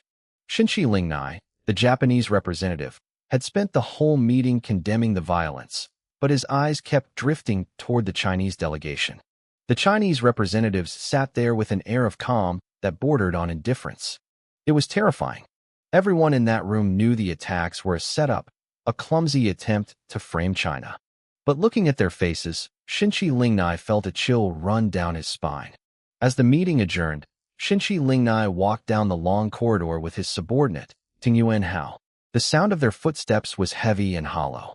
Chairman, Ting Yuanhao hissed, unable to hold back any longer. Why didn't we call them out? I've seen the footage from the U.S. That wasn't Zheng Xiongjuan style. It's a lie. Shinchi Lingnai stopped in his tracks. His voice was laced with exhaustion. You think I don't want to? We can't. Without ironclad proof, anyone who moves against China right now is committing suicide. He looked out the window, his voice dropping to a whisper. Have you forgotten? They have 14 billion people. That's a pool of faith power unlike anything else on Earth. It has birthed an army of top-tier masters. Ting Yuan clenched his fists, his eyes gleaming with a desperate madness. So what? We can send our own masters. We can give them a taste of their own medicine. We did it decades ago. We can do it again. You fool, Shinchi Lingnai spat. Do you think Fu Xian is just a decoration? He took a deep breath, trying to steady his trembling hands. Look at the world. Our master Yagyu, the 3 elders in America, the level 13 powerhouses scattered across the globe. They are the peak of the pyramid. But the only 2 level 14 masters in existence? They are sitting right now in the heart of China. He shuddered, his voice filled with genuine dread. They are guarding the most dangerous monster rifts on the planet, and they still have enough strength left over to train a generation of monsters. China is using this chaos to break free from economic control. We take what we can get and stay quiet. Anything else is death. He remembered those 2 figures from the past, standing like demon gods amidst the smoke of battle. He closed his eyes, his pace slowing as if the weight of the memory was too much to carry. Every time a war broke out, China was forced to pin half its strength to the front lines, yet they still dominated. He didn't want to think about what would happen if they ever truly let loose. Back on the road, the scenery was changing. White Dragon Mountain finally loomed in the distance. It looked like a massive, coiled dragon carved from black stone. A thick, ink-colored mist swirled around its body, never settling. The head of the dragon was our destination, the main entrance. The area was heavily fortified. Warning signs, battered by years of mountain winds, leaned precariously over the ditches. As our car approached, a squad of soldiers snapped to attention, their rifles held tight. They swarmed the vehicle, checking our IDs with cold, mechanical precision. Once the clearance went through, the heavy iron gates groaned open. We drove a few more miles into the mist until a military camp appeared. An officer was standing by the gate, waiting for us. When we pulled over, he walked up with a faint, tired smile. "I know why you're here," the officer said. "This is the dragon's head. My men are currently engaged with the enemy deep inside. Personally, I don't recommend you go in there. It's a suicide mission for kids." He sighed, pulling out 4 glowing metallic bracelets. "But orders are orders. These will monitor your vitals. If you get into trouble, press the side button. We'll have a team to you in 2 minutes. Take a moment to gear up. I hope you actually find what you're looking for." "Thank you," we said in unison. I reached into my storage bag and pulled out our gear. I handed out windbreakers, tactical masks, and heavy climbing boots to Xia Wanqing and Wu Yu. The wind coming off the mountain was already biting, and the real journey hadn't even started yet. "Go back to the car and change first," I told them. Xia Wanqing and Wu Yu nodded, taking the clothes and heading back to the vehicle. Yang Yin sauntered over, glancing at the gear I'd prepared. He let out a low whistle of appreciation. "You're surprisingly thoughtful, Chen Zhao," he said, shaking his head. "The Black Armor Bureau didn't even bother giving us proper uniforms. These black windbreakers actually look pretty sharp." I smiled, adjusting my own collar. "It depends on who's doing the planning." A few minutes later, the 4 of us were fully geared up and ready to move. Dressed in standard explorer kits, we looked sharp and disciplined. From a distance, we looked like a highly trained professional squad. We turned away from the camp and began our trek into the deep mountains. The land of Bashu had always been a place of legends. Its rugged, treacherous terrain was famous for breaking the unstoppable Mongol cavalry centuries ago. The peaks here were jagged, the valleys were impossibly deep, and the landscape had inspired countless poets to write their masterpieces. It was a natural fortress that had protected its people for generations. The people born of this soil were usually as gentle as water, but beneath that surface lay a fierce spirit of resistance and a craving for freedom. As soon as we stepped past the forest boundary, a bone-chilling cold hit us full force. Visibility dropped instantly. A thick, ink-like black mist surged forward, swallowing the world and turning everything into a gloomy, oppressive nightmare. I frowned, feeling the weight of the darkness. Then, I remembered the bamboo moon lantern I had acquired with Zhansi. I reached into my bag and pulled it out. With a gentle shake, the lantern floated into the air. Suddenly, soft, brilliant moonlight poured out. It cut through the darkness, clearing the black mist for half a kilometer in every direction. As the fog vanished, my heart skipped a beat. Thousands of figures were standing right in front of us. It was an army of vengeful spirits. They wore tattered old cloth shirts, red headbands, and straw sandals. Their eyes were glowing a blood-red hue, and their hands gripped rusted blades, spears, and halberds. In the center of the formation, a large red flag with black lettering, bearing the name Great King 8, snapped violently in the wind. Thousands of hostile eyes locked onto the four of us. The sudden sight made us all tense up. Xia Wanqing was the first to recover. She stared at the spirit army, her voice calm and analytical. "Look at the insignias," she whispered. "This looks like the West Camp rebel army from before Zhang Xinzhong declared himself king. I'll test their strength." A faint pink glow flickered in her eyes. After a moment, she relaxed slightly. "Their energy levels are very low. We can take them." Yang Yin grinned, his battle lust flaring up instantly. He spun his golden tiger head spear with a flourish. "Then let's fight." Before the words even left his mouth, he launched himself forward like an arrow from a bow. My eyes sharpened as I drew Zhang Si from my waist. My body blurred into a trail of afterimages as I charged toward the other side of the spirit crowd. Blade light flashed like snow. Spear shadows danced like rainbows. The two of us were like tigers among sheep, crashing through the spirit formation with unstoppable momentum.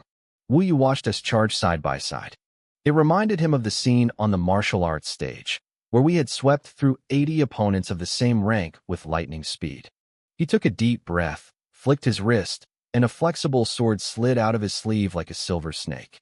He moved with grace, cutting down any spirits that tried to close in. These spirits were numerous, but their cultivation levels were pathetic. Hardly any of them had reached the fourth realm. Because of the massive gap in power, Yang Yin and I moved through the battlefield as if no one was there. We didn't even need to use our full strength. It felt more like a warm-up exercise. Xia Wanqing took out a few stragglers and then held up a hand to stop Wu Yu from joining the fray. "Let them handle it," she said. "We'll stay here and keep watch for any unexpected threats." Wu Yu nodded obediently and stood by her side. Xia Wanqing's left hand began to glow with strands of pink light. The light transformed into thin threads that flew toward Yang Yin and me like spiritual butterflies. As I fought, I felt a sudden coolness pour into my mind.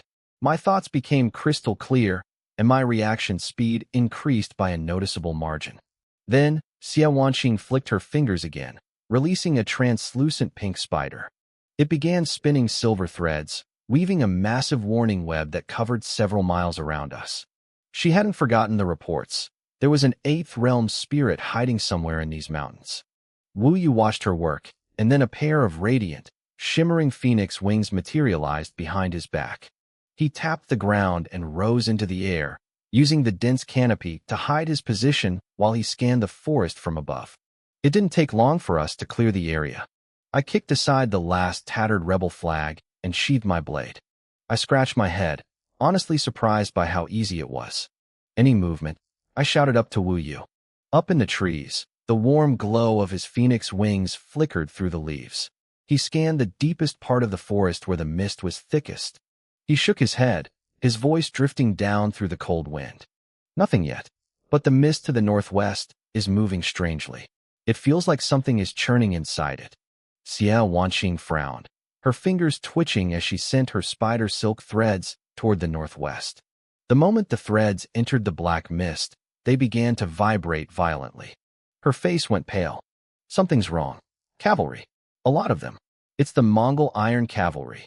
They're already fighting with the rebel spirits and the old Song Dynasty spirits. These are elites." She paused, her voice trembling slightly. "I can't sense a single one below the fourth realm. Some of them. Their energy levels are way beyond ours." Yang Yin didn't look scared. If anything, his eyes lit up with excitement.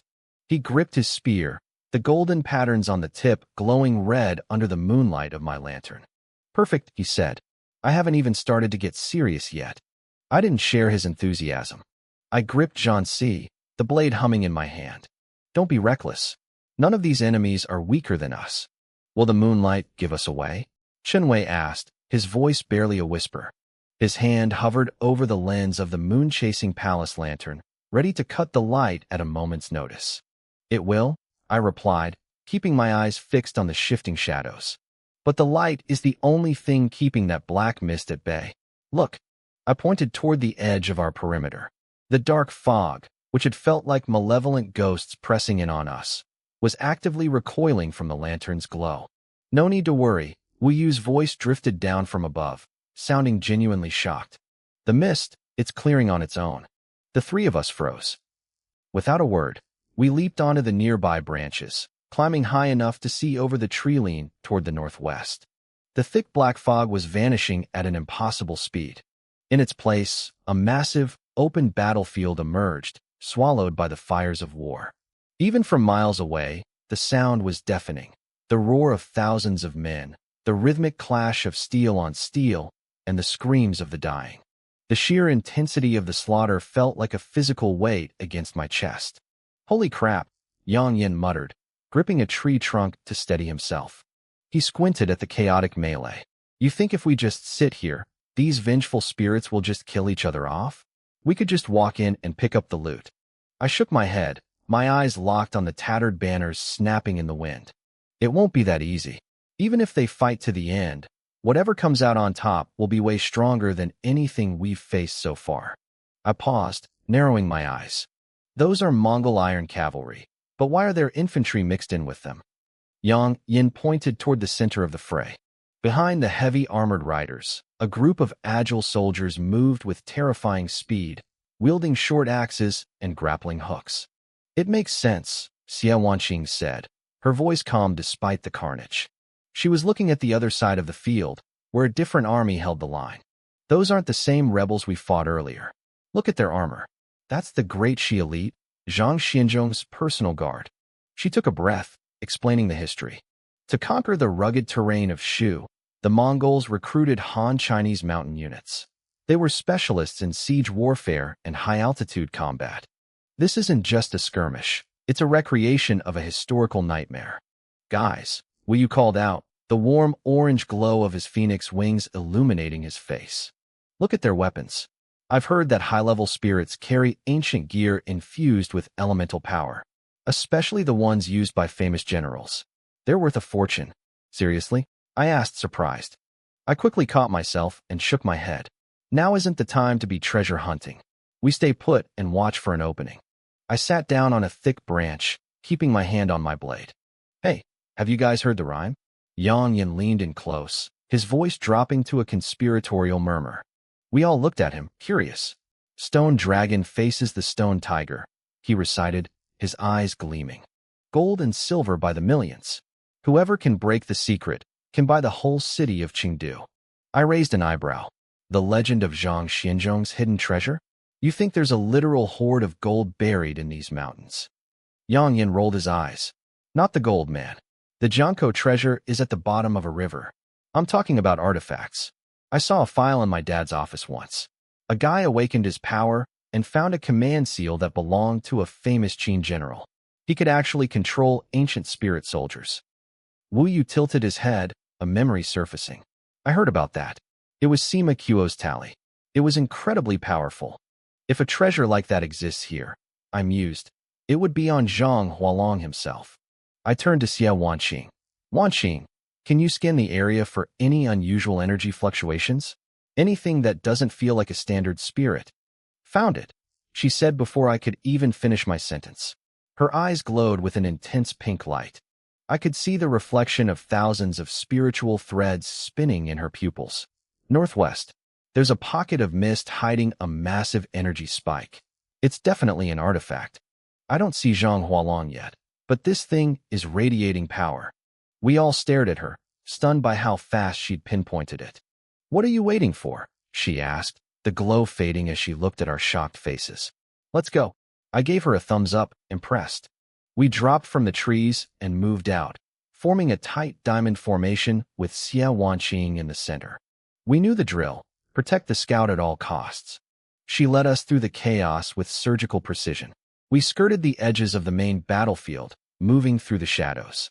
Whenever a small group of straggling spirits spotted us, we took them down silently and moved on. Eventually, we reached the source of the energy.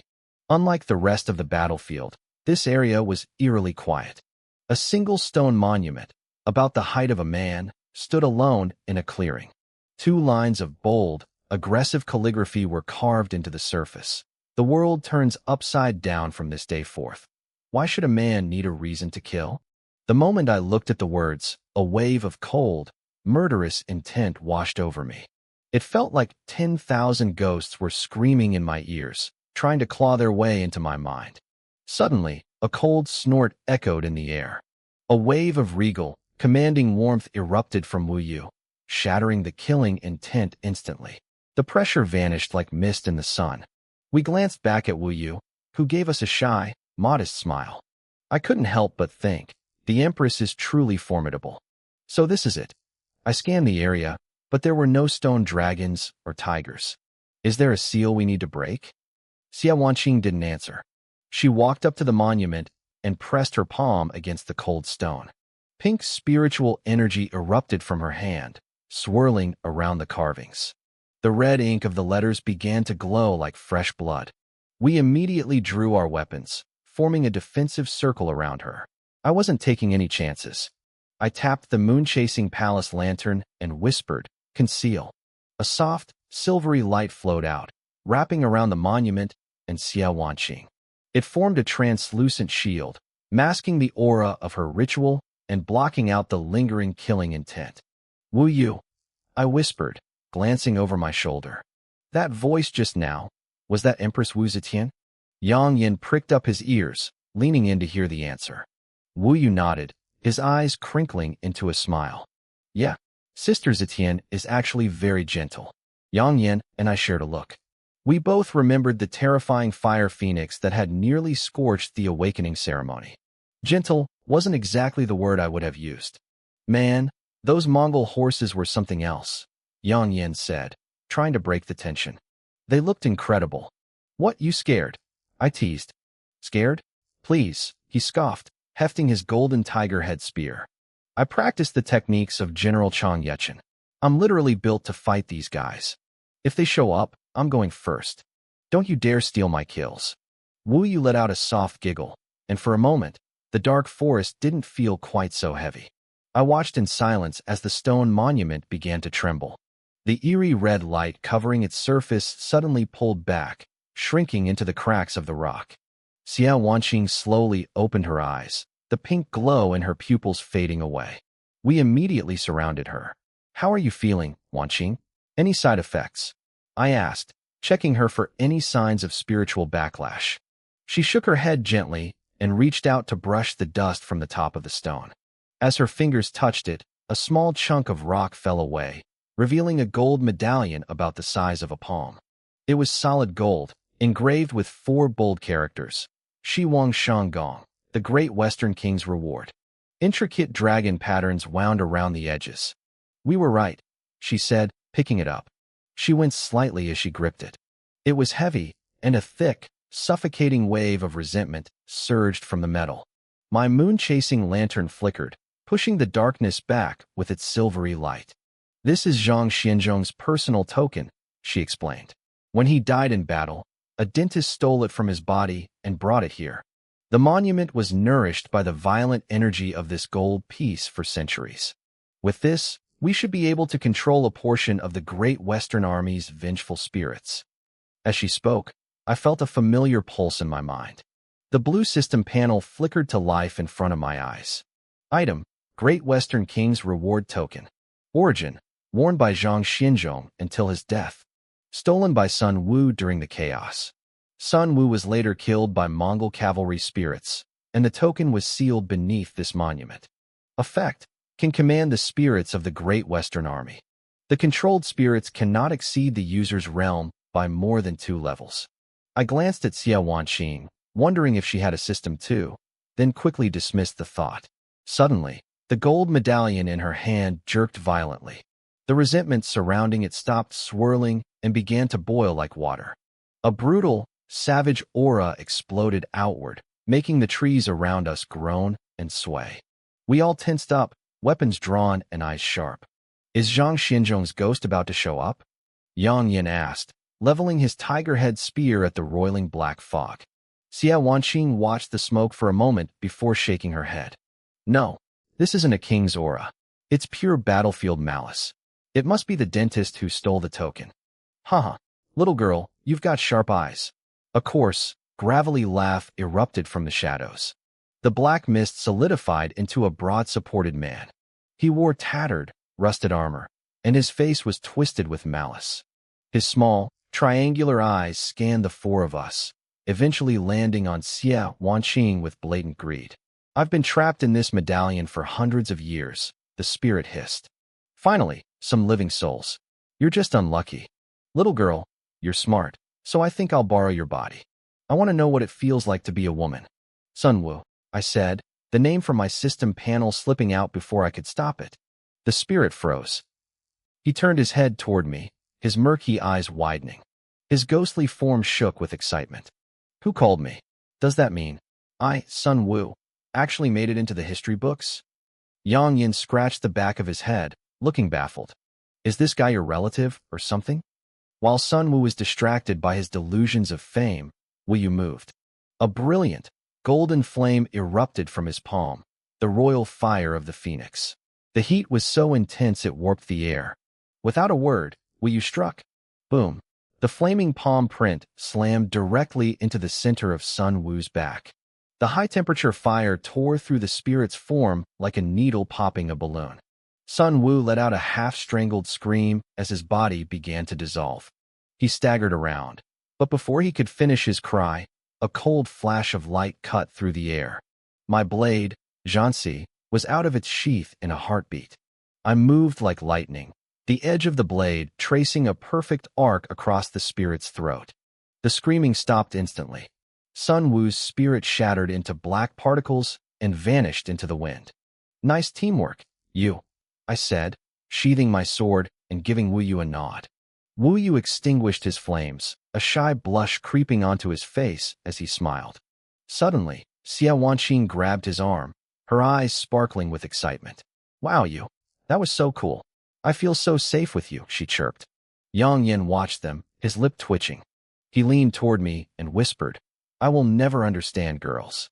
Hey, let me try that move. I gripped the hilt of my sword. The blade shifted an inch, catching the light.